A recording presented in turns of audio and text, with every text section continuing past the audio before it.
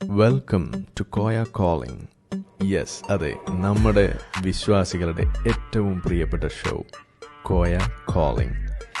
Every one is welcome. മറക്കണ്ട, number ഒന്നുകൂടി പറയാം, 9072555001. You are welcome to Koya calling.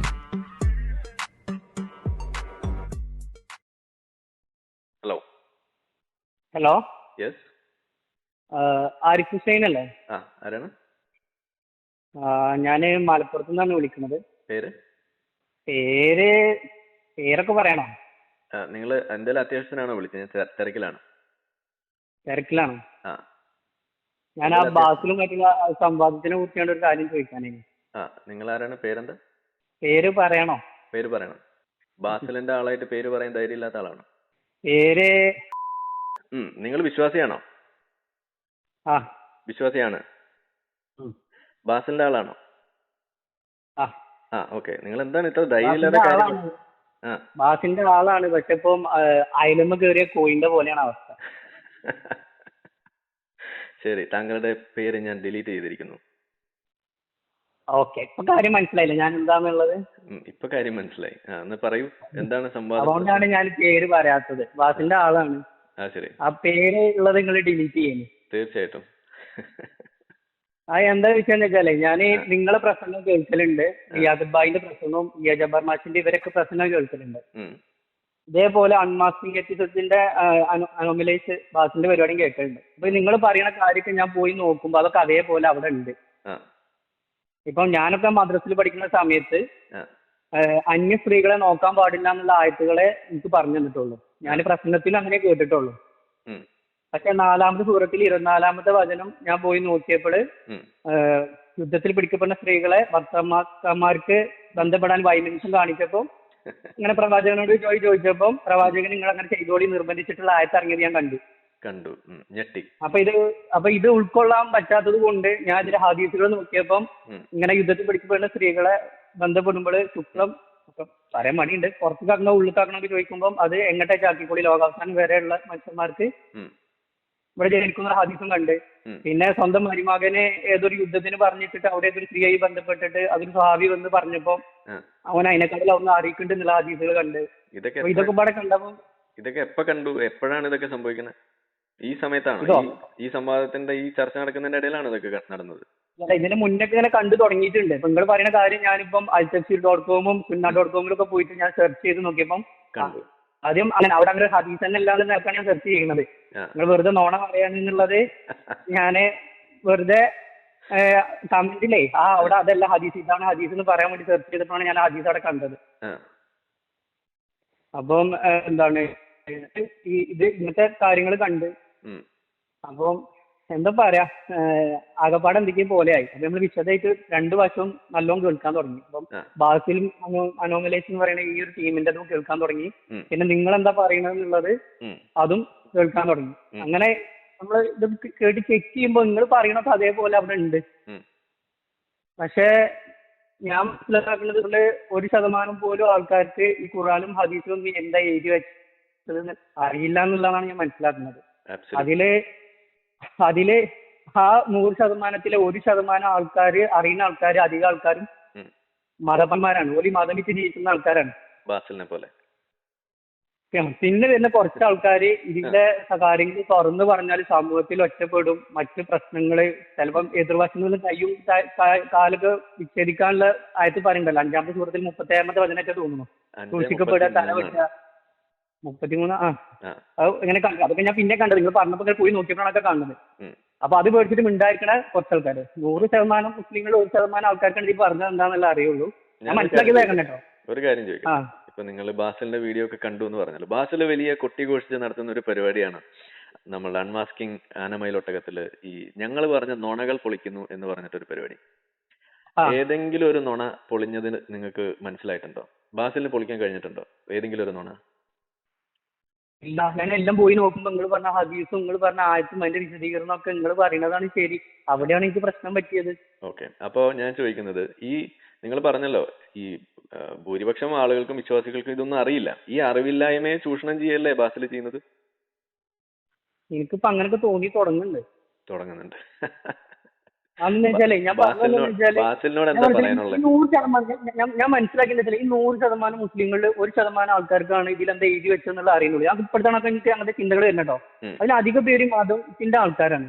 പിന്നെ വരുന്ന കുറച്ച് ആൾക്കാര് ഈ സമൂഹത്തിൽ ഉണ്ടാകുന്ന നേരിടുന്ന പ്രശ്നങ്ങൾ ആലോചിച്ചിട്ട് ഇത് അറിഞ്ഞിട്ട് ഉണ്ടാക്കുന്ന ആൾക്കാര്. പിന്നെ കുറച്ച് ആൾക്കാര് തല പോയാലും വേണ്ടിയില്ല ഇതിൽ പറഞ്ഞ തന്തല്ലാത്ത ചട്ടത്തിലൊക്കെ മനുഷ്യന്മാർക്ക് മനസ്സിലാണെന്ന് വിചാരിച്ചിട്ട് പറയുന്നത് നിങ്ങളെ പോലത്തെ കുറച്ച് ആൾക്കാര്. ഇപ്പൊ എന്താ പ്രശ്നം എന്ന് വെച്ചാല് കേട്ടിപ്പം നിങ്ങളോടൊക്കെ എനിക്ക് ഭയങ്കര വെറുപ്പേനി ആദ്യം കേട്ടപ്പോ. എന്തിനാണ് മതം ഇങ്ങനെ വിമർശിക്കുന്നത്, സംഖ്യകളായിരുന്നു പൈസ വാങ്ങിയിട്ടെന്നൊക്കെയാണ് വിചാരിച്ചത്. അപ്പം നിങ്ങളൊക്കെ ഇങ്ങനെ കേട്ടപ്പം എന്താണ് നിങ്ങളൊക്കെ കാണുകയാണെങ്കിൽ കാണുകൊടുത്തുനിന്ന് അത് കൊല്ലാൻ തോന്നുന്നത്ര ദേഷ്യേനി. അപ്പൊ നിങ്ങളൊക്കെ പറയണതിൽ മറുപടി കിട്ടാൻ വേണ്ടിയിട്ട് അതിന്റെ കമന്റിൽ നമുക്ക് എഴുതണം എന്നുണ്ടെങ്കിൽ ഇതൊക്കെ ഒന്ന് സെർച്ച് ചെയ്യണല്ലോ. ഇവിടെ ഇതാണ് പറയുന്നത്, അവിടെ ആയിട്ട് അതല്ല, അതിന്റെ ശരിയാണ് അതല്ല. അപ്പൊ അതിന്റെ ഭാഗമായിട്ടാണ് ഞാൻ ഇത് റിസർച്ച് നടത്താൻ തുടങ്ങിയത്. അപ്പോഴാണ് മനസ്സിലായത് ഇവര് പറയുന്നതൊക്കെ ഒന്നും ഇതിൽ എഴുതി വെക്കാത്ത കാര്യങ്ങൾ നിങ്ങൾ പറയുന്നതൊക്കെ ഇതിൽ എഴുതി വെച്ചിട്ടുണ്ട് എന്നുള്ളത് മനസ്സിലാക്കുന്നത്. പിന്നെ അതേപോലെ ഞാൻ വേറൊരു ഞെട്ടിച്ച കാര്യം വെച്ചാല് ഞാൻ അമ്മാൻമണ്ടി തെറ്റിയിട്ട് ആൾമോസ്റ്റ് സംശയമുള്ള എല്ലാ ആയത്തുകളും ഞാൻ നോക്കി. വേറൊരു കോമഡി എന്താ വെച്ചാല് ജബ്ബാർ മാസിന്റെ ഒരു പ്രശ്നത്തിൽ കേട്ടിട്ടുണ്ട്, കാലത്തിനനുസരിച്ചിങ്ങാണ്ട് ചെരുപ്പിനനുസരിച്ചിട്ട് കാല് മുറിക്കാന്നുള്ള ഒരു ജബ്ബാർ മാസിന്റെ ഒരു കണ്ടിട്ടുണ്ട്. അപ്പം എന്താണ് അതിന്റെ ഒരു ഉദാഹരണം പറയുകയാണെങ്കിൽ ഇപ്പം എന്താണ് 20ാം നൂറ്റാണ്ടിന്റെ പകുതി ആയപ്പോഴാണല്ലോ മറ്റേ സൗദിയിലൊക്കെ അടിമ പരിപാടി നിർത്തിയത്. അപ്പൊ ഹിജാബിന്റെ ആയത്തിൽ 21ാം നൂറ്റാണ്ടിൽ നിലനിർത്തണം എന്നുണ്ടെങ്കിൽ എന്താണ് ഇവർക്ക് തഫ്സീറില് വ്യാഖ്യാനത്തിൽ മാറ്റം വരുത്തണം. അമ്മാൻ മൗലവി എന്നൊക്കെ പറഞ്ഞാൽ എന്തോ വലിയ പണ്ഡിതനായിട്ടാണ് വിചാരിച്ചത്. എനിക്ക് അമ്മാൻ മൗലവിനെ മാത്രമേ അറിയുള്ളൂ. എനിക്ക് ഇബ്നു അബ്ബാസ്, ജലാലൈനി, തബീരി, കാഴ്ച അങ്ങനെ കുറെ ആൾക്കാരുണ്ടല്ലോ. ഇബ്നു അബ്ബാസിനെ കുറിച്ച് പഠിച്ചപ്പോഴാണ് ഇബ്നു അബ്ബാസിന്റെ തഫ്സീറാണ് ഏറ്റവും ആധികാരികമായിട്ടുള്ളത്. പ്രവാചകനെ നേരിട്ട് കണ്ട ഒരേ ഒരു മുഫസ്സിർ പണ്ഡിതൻ 7ാം നൂറ്റാണ്ടിൽ ജനിച്ചത് ഇബ്നു അബ്ബാസ് ആണെന്നുള്ളതൊക്കെ ഞാൻ പിന്നീടാണ് അറിയുന്നത്. ഇബ്നു അബ്ബാസിന്റെ തഫ്സീർ നോക്കിയപ്പോൾ ഹിജാബിന്റെ ആയത്തിറങ്ങാനുള്ള കാരണം ഞാൻ ഭയങ്കരമായിട്ട് ഞാൻ നെട്ടിപ്പോയിട്ടോ. എന്താണ് ആയത്തിറങ്ങാനുള്ള കാരണം ചോദിച്ചാല് എന്താണ് to recognise free woman from എന്താണ് ഈ അടിമസ്ത്രീകളിൽ നിന്ന് സ്വതന്ത്ര സ്ത്രീകളെ വേർതിരിക്കാൻ വേണ്ടിയിട്ടാണ് ഹിജാബിന്റെ ആയത്തിറങ്ങിയെന്നാണ് കൊടുക്കുന്നത്. അത് എല്ലാ തെഫ്സീറിലും വന്ന് അടിമത്തമാണ് സമ്പ്രദായം നിർത്തലാക്കി പിന്നെ വന്ന് തെഫ്സീർ ഇവർ കാട്ടിക്കുന്നത് മുസ്ലിങ്ങളിൽ നിന്ന് പറ്റത്തും മാറ്റം ലഭിക്കുക. അല്ല ഞാൻ ചോദിക്കുന്നത് ഈ വേർതിരിക്കുന്ന എന്തിനു വേണ്ടിയാണെന്ന് കൂടി പറയും. അടിമസ്ത്രീനും ഉടമസ്ത്രീനും വേർതിരിച്ച് മനസ്സിലാക്കാൻ വേണ്ടിട്ട് എന്ന് വെച്ചാൽ 100 വർഷം ഇപ്പൊ നമ്മുടെ മമ്മൂട്ടിയിലും മോഹൻലാലിന്റെ ഒക്കെ പഴയ ഫിലിമിൽ കാണലുണ്ടല്ലോ, മാമിനെ മറക്കാൻ അവകാശം കൊടുക്കാത്ത സിനിമകൾ കാണലുണ്ടല്ലോ. ഒരു സെക്കൻഡ് ഈ വേർതിരിച്ച് അറിയുന്നത് എന്തിനു വേണ്ടിയിട്ടാ അതും കൂടി പറയണ്ട, അപ്പോഴല്ലേ അത് ക്ലിയർ ആവുക. സ്വതന്ത്ര സ്ത്രീകളും അതാണ് പിന്നെ പഠിച്ചപ്പോഴാണ് അന്നൊരു അടിമത്തം വന്ന സമ്പ്രദായം ഉണ്ട് എന്നുള്ളതൊക്കെ അറിഞ്ഞത്. അതല്ല, അതായത് അടിമ സ്ത്രീയെയും സ്വതന്ത്ര സ്ത്രീയെയും വേർതിരിച്ചറിഞ്ഞിട്ട് എന്ത് ചെയ്യാൻ വേണ്ടിയിട്ടാ? അവർക്ക് മാർക്കറ്റിൽ കൊണ്ടുപോയി വിൽക്കണമെന്നുണ്ടെങ്കിൽ അല്ല, അവരെ വേർതിരിച്ചറിയുന്നത് എന്നാലാണ് സ്വതന്ത്ര സ്ത്രീകളെ വെറുതെ വിട്ടിട്ട് അടിമ സ്ത്രീകളെ പോയി പിടിക്കാനും തോണ്ടാനും പറ്റുള്ളൂ, ഉമറിനും അബൂബക്കറിനും ഒക്കെ. അത് ഞാൻ കേട്ടിട്ടുണ്ട്. അത് ഈ ജബ്ബാർ മാഷ് പറഞ്ഞപ്പോൾ എന്താണ് ഈ ജബ്ബാർ മാഷ് ഇങ്ങനെ നോക്കിയിടാനായിട്ട് ഞാൻ പറഞ്ഞ ഹദീസ് നോക്കിയപ്പോൾ ഇറങ്ങാലെ കാരണത്തിൽ ഞാൻ വിചാരിച്ചു പടത്തോല് പുരുഷർക്കും വേണ്ടിയിട്ട് സ്ത്രീകൾക്ക് വേണ്ടിയിട്ട് ഇറക്കിയതാണ് എന്നുള്ളതാണ് വിചാരിച്ചത്. പിന്നെയാണ് മനസ്സിലായത് അത് സ്വതന്ത്രനായ മുസ്ലിം സ്ത്രീകൾക്ക് നിസ്കരിക്കുമ്പോ പോലും മാറിയിടം മറത്താൽ അവകാശം ഇസ്ലാമിൽ കൊടുത്തിട്ടില്ല എന്ന് പറഞ്ഞപ്പം സത്യം പറയാനോ ഞാൻ ആകെ ഷോക്കായിരുന്നു. ശരി, നിങ്ങളിപ്പോ എനിക്കിപ്പോ സംശയം, നിങ്ങൾ സംസാരിക്കുന്ന കാണുമ്പോ ഇങ്ങനെ ഈ ആരോ പഠിപ്പിച്ചു വിട്ടിട്ട് പറയിപ്പിക്കുന്ന പോലെയാണ് എനിക്ക് തോന്നണത്. നിങ്ങൾ ശരിക്കും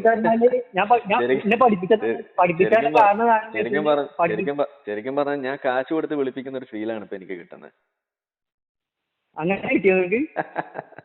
അല്ല, അങ്ങനെയാണ് ഇപ്പൊ ആളുകൾ കേൾക്കുമ്പോ വിചാരിക്കുക. ഇത് കേൾക്കുമ്പോ അത് ഞാൻ കണ്ടിരുന്നു. അത് ഞാൻ വിചാരിച്ചു ഇന്നത്തെ സംഖ്യകൾക്ക് പൈസ കൊടുത്തുകൊണ്ട് വിളിപ്പിക്കാന്നുള്ളതാണ് ഞാൻ വിചാരിച്ചത്. പിന്നെ കുറെ കോള് കേട്ടപ്പോ ജനുവനാണെന്നുള്ളത് മനസ്സിലായി.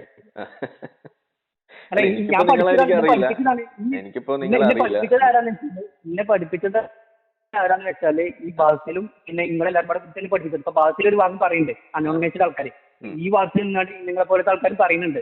അപ്പൊ ഈ രണ്ടു കൂട്ടരും പറയുന്നത് പോയി ചെക്ക് ചെയ്തു എന്ന് പറഞ്ഞാല് എന്റെ ഫോണിൽ ഞാൻ ചെക്ക് ചെയ്ത് പഠിച്ച കാര്യങ്ങളൊക്കെ സ്ക്രീൻഷോട്ട് എടുത്തുകൊണ്ടൊക്കെ എന്റെ ഫോണിലുണ്ട്.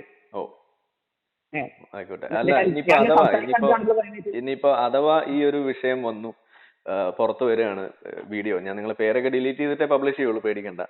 അങ്ങനെ പബ്ലിഷ് ചെയ്യുന്ന സമയത്ത് ഇങ്ങനെ ഒരു ചാലഞ്ച് വരികയാണെന്ന് വിചാരിക്കുക, ഇത് ഞാൻ കാശ് കൊടുത്ത് വിളിക്കും. കാരണം നിങ്ങൾ പറയണ കേട്ടാ അങ്ങനെ തോന്നുള്ളൂ, പച്ചക്ക് പറഞ്ഞാല്. ആ. ഇങ്ങനെ മണിമണിയായിട്ട് ആയത്തുകൾ പറയുന്നു.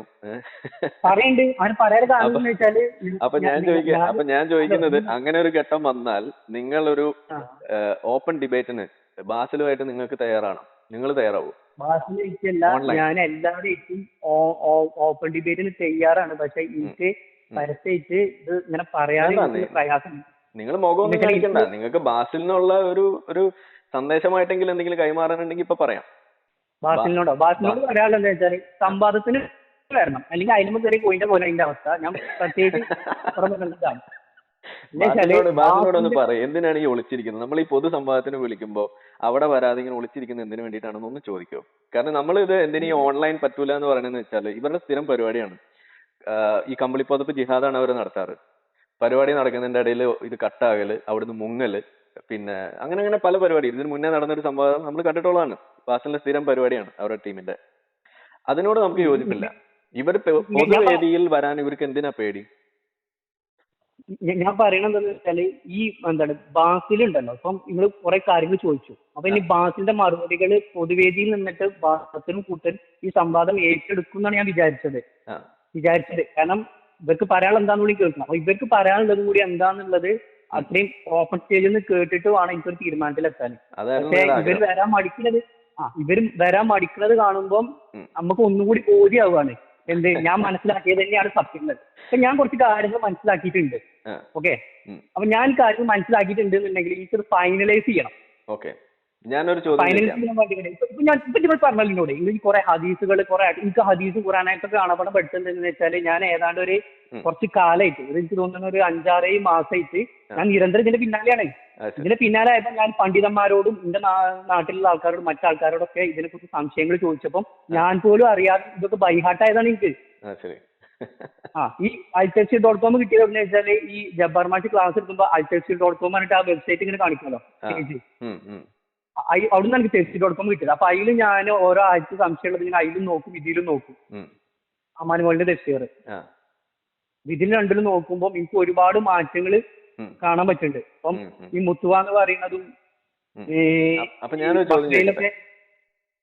ഒരു ചോദ്യം ഇപ്പൊ പിന്നെ വെച്ചാല് ഈ മറ്റേതുണ്ടല്ലോ, ഈ മുത്തുവ ഉണ്ടല്ലോ, ഈ മുത്തുവക്ക് അമാനുമോളിന്റെ തഫ്സീർ മുത്തുവ കല്യാണത്തിന് അമാനുമോളിന്റെ തഫ്സീർ ഫുള്ള് കൊടുത്തിട്ടുള്ളത് എന്താണ്, മഹർ കല്യാണം എന്നുള്ള ഇവിടെ യൂസ് ചെയ്തിരിക്കുന്നത്. അറബികൾക്ക് 2 ഇനം കല്യാണം ഉണ്ട്. വെച്ചാല് ഇതൊക്കെ വായിക്കുമ്പോൾ നമ്മൾ പറയുന്ന കല്യാണം, നമ്മൾ വിശ്വസിക്കുന്ന നമ്മുടെ ധാർമ്മിക ബോധത്തിലുള്ള കല്യാണം അല്ല അന്നത്തെ കാലത്തെ കല്യാണം.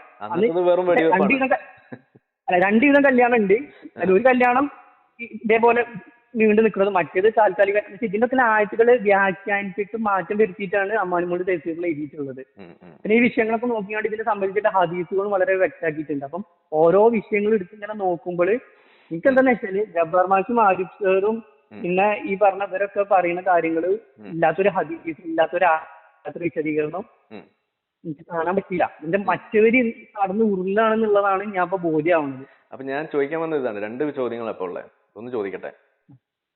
ഒന്നാമത്തെ ചോദ്യം, അതായത് ഇപ്പോ ഈ അടിമത്തെ സംബന്ധിച്ചിട്ടാണല്ലോ ഇപ്പോഴത്തെ ചർച്ച.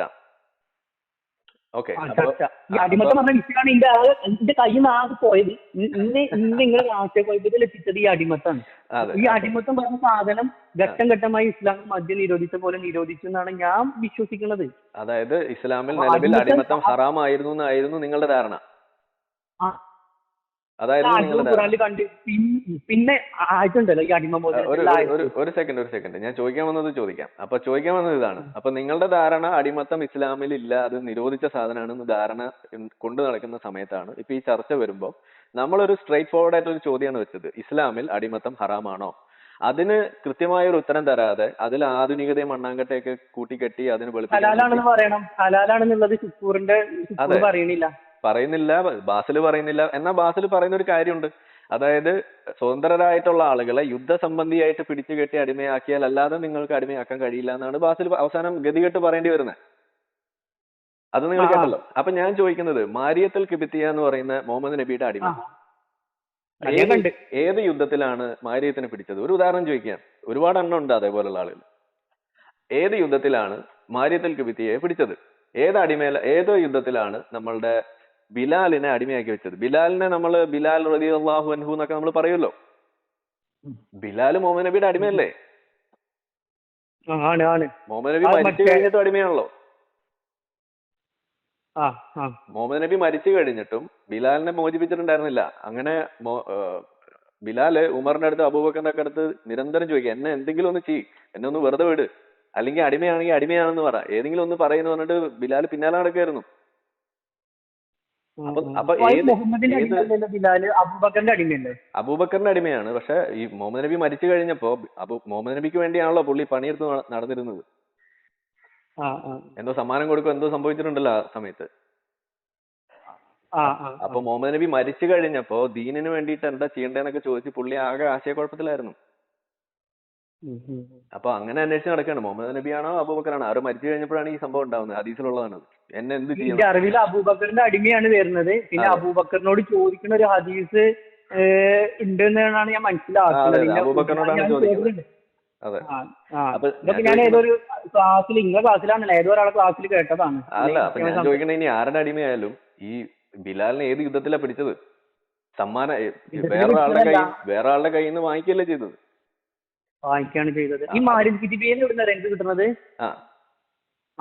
അത് മറ്റേ 66-ാമത്തെ സൂറത്തിലെ 1-ാമത്തെ വചനം മുതൽ 5-ാമത്തെ വചനം ഇറങ്ങാനുള്ള റീസൺ ഉണ്ടല്ലോ, ആ വിഷയമായിട്ട് ഞാൻ ഇങ്ങനെ ഒരു വിമർശനം കണ്ടു. അപ്പൊ അത് വേണ്ടി പഠിക്കാൻ വേണ്ടി നോക്കിയപ്പോൾ അമാൻമോന്റെ സെർച്ചിലുള്ള ഒരു ടാങ്ക് കുടിക്കുന്ന സംഭവമാണ്. അത് എന്താണെന്നുള്ളത് എനിക്ക് എങ്ങനെ വായിച്ചിട്ടും കത്തിയില്ല. അപ്പൊ ഒരു ടാങ്ക് കുടിച്ച വിഷയത്തിന് വേണ്ടി പെണ്ണുങ്ങളെല്ലാരും കൂടെ എങ്ങനെ അതിനിപ്പോ ഡൈവോഴ്സിന്റെ ആയത്ത് ഇറക്കുക. അപ്പൊ പിന്നെ ഇങ്ങനെ അല്ല, ഇനിയിപ്പോ എന്ത് തേൻ കുടിച്ചതാണെങ്കിലും അതിനിപ്പോ എന്തിനാ സ്ത്രീകളെ ഡൈവോഴ്സ് ചെയ്യണത്? അത് പിന്നെ എനിക്ക് മനസ്സിലായി എവിടുന്ന് കുറിച്ച് എവിടുത്തെ തേനാണ് എന്ത് തേനാണെന്നുള്ളത് വേറെ എല്ലാ കാര്യങ്ങൾ റെഫർ ചെയ്തപ്പോ മനസ്സിലായത്. അവിടുന്നാണ് എനിക്ക് മാരിയത്തിൽ കിതിബിയ എന്ന് പറയുന്ന സ്ത്രീനെ കുറിച്ചിട്ട് പഠനം നടത്താൻ ഞാൻ തീരുമാനിച്ചത്. അതൊരു ഒളിപ്പോരിന് വേണ്ടി ആയത്താണെന്നുള്ളതൊക്കെ ഞാൻ പിന്നെയാണ് അറിഞ്ഞത്. ഇപ്പൊ പ്രശ്നം എന്താണെന്ന് വെച്ചാൽ, ഇപ്പം നിസ്കരിക്കുമ്പോഴൊക്കെ തെക്കുകൾ കിട്ടുമ്പോഴൊക്കെ ഈ വാറേറ്റിന്റെ ആയത്തും പിന്നെ ഈ മാരിയത്തിബിന്റെ ആയത്തും ഇങ്ങനെ ഉൾക്കൊള്ളാൻ പറ്റാത്ത നമ്മൾ ഉൾക്കൊള്ളാൻ പറ്റാത്ത ആയത്തുകൾ കാണുമ്പോൾ നമുക്ക് എന്താ നിസ്കാരൊക്കെ ഇപ്പൊ ഒരു കണക്കാണ്. അല്ല, അപ്പൊ ഞാൻ ചോദിക്കാൻ വന്ന രണ്ടാമത്തെ ചോദ്യം, ഈ സംവാദം ഇവര് പൊതുവേദിയിൽ തയ്യാറാണ് എന്ന് പറഞ്ഞ് മുന്നോട്ട് വന്നിരുന്നെങ്കിൽ ഇപ്പൊ നമ്മൾ ഇങ്ങനെ സംസാരിക്കുമായിരുന്നു? ഞങ്ങൾക്ക് വിളിക്കണമെന്ന് വിചാരിച്ചു, ചിലപ്പോ സംസാരിക്കും. ഇപ്പൊ ഇതിന് വരാറിക്കാന്ന് വെച്ചാല് എന്താണ് ഈ വിളിക്കണത്. അപ്പൊ ബാസില് വരാത്തത് ഞാൻ ഇതിന് മുന്നേ ട്രൈ ചെയ്തിട്ടുണ്ട്. നിങ്ങൾക്ക് ഒരുപാട് അപ്പൊന്നും കിട്ടിയിട്ടില്ല. ഈ ഒരു സംവാദം വരുന്നതിന്റെ മുന്നേ ഞങ്ങൾക്ക് ട്രൈ ചെയ്തിട്ടുണ്ട്, അപ്പൊന്നും കിട്ടിയിട്ടില്ല. എന്നിട്ട് എനിക്ക് കാര്യങ്ങൾ സംസാരിക്കാൻ വേണ്ടിയിട്ട്. അപ്പൊ എനിക്കിപ്പോ എന്താന്ന് വെച്ചാല്, ബാസിൽ എന്തുകൊണ്ട് ഇത് ഏറ്റെടുക്കുന്നില്ല? ബാസിലിന് ഇത് ഏറ്റെടുത്താൽ എന്താണ് എന്ന് വെച്ചാല്, ഇത്രയും മതവിശ്വാസികളും നമ്മളൊക്കെ ബാസിലിന്റെ കൂടെ നിൽക്കുമ്പോൾ എന്തുകൊണ്ട് ബാസിൽ ഇത് ഏറ്റെടുത്തിട്ട് നിങ്ങളെ തകർത്തൂടാ? പക്ഷെ അതിനുള്ള കാരണം എന്താണെന്ന് എനിക്ക് ഏതാണ്ട് പോയിരിക്കുന്നു. അപ്പൊ ഈ സംവാദം കഴിഞ്ഞാല് ഞാന് ഒരു കാര്യം ഉറപ്പിക്കും, അങ്ങോട്ടോ അല്ലെങ്കിൽ ഇങ്ങോട്ടോ എന്നുള്ളത്. സംവാദം നടക്കാൻ പോകുന്നില്ല. കാരണം സംവാദം ഞാൻ വരികയാണെങ്കിൽ പൊതുവേദിയിലേ വരുള്ളൂ. ആ ഹൈത്തമിയൊക്കെ കണ്ടുപിടിച്ച് പൊതുവേദിയിലേക്ക് വരാൻ പറയും ബാസിന്റെ അടുത്ത്. അതാ വേണ്ടത്. അല്ലാതെ ഈ ഓൺലൈൻ ഉടായ്പ കമ്പിളിപ്പതപ്പ് ജിഹാദ് ഒന്നും ഇനി നടക്കില്ല. ഹൈത്തമിന്റേത് എനിക്ക് ആകെ ചടച്ചു പോയി. ആ പൊതുവേദിയിൽ ആൾക്കാരുടെ ഇടയിൽ വാർ ക്യാപിറ്റലിനെ പിടിച്ച് അങ്ങനെ ബന്ധപ്പെട്ടാൽ എന്താ അതിനിപ്പോ എന്താ കുഴപ്പം ചോദിച്ചില്ലേ? അതോടുകൂടി നമ്മളിപ്പോ ഒരു ആള് ഒരു സ്റ്റേജിൽ കയറി മണ്ടത്തരം പറയണമെന്നുണ്ടെങ്കിൽ രണ്ട് വഴിയാണ്. ഒന്ന് മനഃപൂർവ്വം പറയാം, അല്ലെങ്കിൽ അത്രയും വലിയ മണ്ടനാണ്. ഈ വിഷയത്തെ കുറിച്ച് ഒരു ധാരണ ഇല്ലാതെ ഇരിക്കുന്നതുകൊണ്ടാണ് ഈ പ്രശ്നം. ഹൈത്തമി എന്നൊക്കെ പറഞ്ഞു കഴിഞ്ഞാൽ മതത്തെ രക്ഷിക്കാൻ വേണ്ടി നടക്കുന്ന ഒരാളാണ്. ആൾക്ക് ഇതെല്ലാം വെളുപ്പിച്ചേ പറ്റുള്ളൂ ഒരു ഘട്ടം കഴിഞ്ഞാൽ. അതാണ് അവിടുത്തെ പ്രശ്നം. ഞാൻ എന്തായാലും ബാസില് സംവാദത്തിൽ വരണം എന്നാണ് ഞാൻ ആഗ്രഹിക്കുന്നത്. എനിക്ക് ഓൻ പറയുന്നത് എന്താന്നുള്ളത് കേൾക്കണം. ഇങ്ങനെ നിങ്ങൾ ചോദിക്കുന്ന ചോദ്യങ്ങൾ, ഇപ്പൊ നിങ്ങൾ ചോദിക്കുന്ന ചോദ്യങ്ങളൊക്കെ എന്റെ മനസ്സിലുള്ള ചോദ്യങ്ങളാണ്. നിങ്ങൾ പറഞ്ഞല്ലോ ബിലാലിന്റെ കാര്യം, പിന്നെ ഈ മാരിദിൽ കിതിബിയ എന്ന് പറയുന്ന സ്ത്രീ, എന്റെ അറിവില് പ്രവാചകനില് ഇബ്രാഹിം എന്ന മതം ഉണ്ടായിട്ടും ഓളെ റിലീസാക്കി എന്ന് പറയുന്ന ഹദീസുകളും ചരിത്രവും ഞാൻ കണ്ടിട്ടില്ല. അപ്പോഴും നെറ്റിൽ നമ്മൾ സെർച്ച് ചെയ്യുമ്പോൾ മുഹമ്മദ് വൈഫ് നെറ്റ് സെർച്ച് ചെയ്യുമ്പോൾ ഇപ്പോഴും കോൺക്യൂബൻ എന്ന് പറഞ്ഞിട്ടാണ് മാരിയത്തുൽ കിതിബിയെ കാണിക്കുന്നത്. അതെ, ഒരു കാര്യം ചോദിച്ചോട്ടെ, ഇപ്പൊ ഈ മാരിയത്തുൽ കിതിബിയുടെ കാര്യം ഇപ്പൊ ഞാനത് അറിഞ്ഞപ്പോ എനിക്ക് ഈ അടിമ എന്നുള്ളതിനേക്കാൾ ഉപരി അവിടെ വന്ന വേറൊരു വിഷയമുണ്ട്, പ്രധാനപ്പെട്ട വിഷയം. അതായത് മാരിയത്തുൽ കിതിബിയെ കിട്ടുന്നത് മുക്കൈക്കിസ് എന്ന് പറയുന്ന രാജാവിന് ദീനിലേക്ക് ക്ഷണിച്ച് കത്തെഴുതിയാണ്. അപ്പൊ കത്തെഴുതിയിട്ട് അയാൾ അത് നിരസിച്ചിട്ട് കത്ത് തിരിച്ചയക്കുമ്പോൾ ആ കൂട്ടത്തിൽ കൊടുക്കുന്നതാണ് ഈ അടിമകളെ, ഈ മാരിയത്തിൽ കിബിത്തിയെയും പിന്നെ വേറെ 1-2 ആൾക്കാരെയും വെച്ചിട്ട് ഒരു സമ്മാനമായിട്ട് തിരിച്ചയക്കുകയാണ്. അതൊക്കെ ഞാൻ വായിച്ചിട്ടുണ്ട്. അപ്പൊ മുഹമ്മദ് നബി എന്താ ചെയ്യുന്നത്? തൗഹീദ് അവിടെ മാറ്റി വെച്ചിട്ട് മാരിയത്തിൽ കിബിത്തിയെ ഏറ്റെടുക്കുകയാണ് ചെയ്യുന്നത്. അപ്പോ ഒന്ന് ആലോചിക്കും, ഒരു ഘട്ടത്തിൽ നമ്മൾ കാണുന്നത് എന്റെ പൊന്നു മുഹമ്മദെ, എന്റെ ഇടത്തെ കയ്യില് സൂര്യനെ വെച്ചുതരാം, വലത്തെ കയ്യില് ചന്ദ്രനെ വെച്ചുതരാം, എനിക്ക് എത്ര പെണ്ണ് വേണേ തരാന്ന് പറയുമ്പോൾ അതൊന്നുമല്ല, എനിക്ക് ദീനാണ് വലുതെന്ന് ഒരു ഘട്ടത്തിൽ പറഞ്ഞ മുഹമ്മദ് നബി മുക്കൈഖീസ് രാജാവ് കയ്യിലേക്ക് പെണ്ണുങ്ങളെ 2 കയ്യിലങ്ങ് വെച്ചു കൊടുത്തപ്പോ അതും വാങ്ങി വീട്ടിലിരിക്കുന്ന അവസ്ഥ. എന്നിട്ട് ഭാര്യയെ ഒളിപ്പിച്ച് പറ്റിച്ച് വേറെ സ്ഥലത്തേക്ക് പറഞ്ഞു വിട്ടിട്ട് അവിടെ ഇട്ടിട്ട് പൂശുന്ന കഥ. ഇതല്ലേ നമ്മൾ കാണുന്നത്? ഇത് എന്ത് തരം പ്രവാചകത്വമാണ്? ഇതാണ് നമുക്ക് വന്ന ചോദ്യം. ഇതാണ് ലോകാവസാനം വരെയുള്ള മനുഷ്യർക്ക് ധാർമ്മികബോധം പറയാം.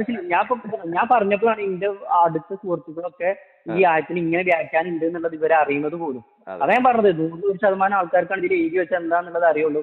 അതില് കൂടുതലും മതപണ്ഡിതന്മാരാണ്. പിന്നെ വരുന്ന കുറച്ച് ആൾക്കാർക്ക് ഇതൊക്കെ എങ്ങനെ എനിക്ക് മനസ്സിലാക്കി വെച്ചാല്, ഞാൻ ഇതും കൊണ്ട് പബ്ലിക്കായിട്ട് ചോദിച്ചിറങ്ങി, ഇങ്ങനെ ഓരോരുത്തർ സംശയം ചോദിച്ചു. അപ്പൊ എനിക്ക് മനസ്സിലായി ഇതെന്താ സംഭവം. ഖുർആൻ ആദ്യം മുതൽ അവസാനം വരെ അർത്ഥം മനസ്സിലാക്കി ഒരുപാട് വാക്യം വായിച്ചിട്ടുണ്ട്. അപ്പൊ എനിക്ക് ഉൾക്കൊള്ളാൻ പറ്റും.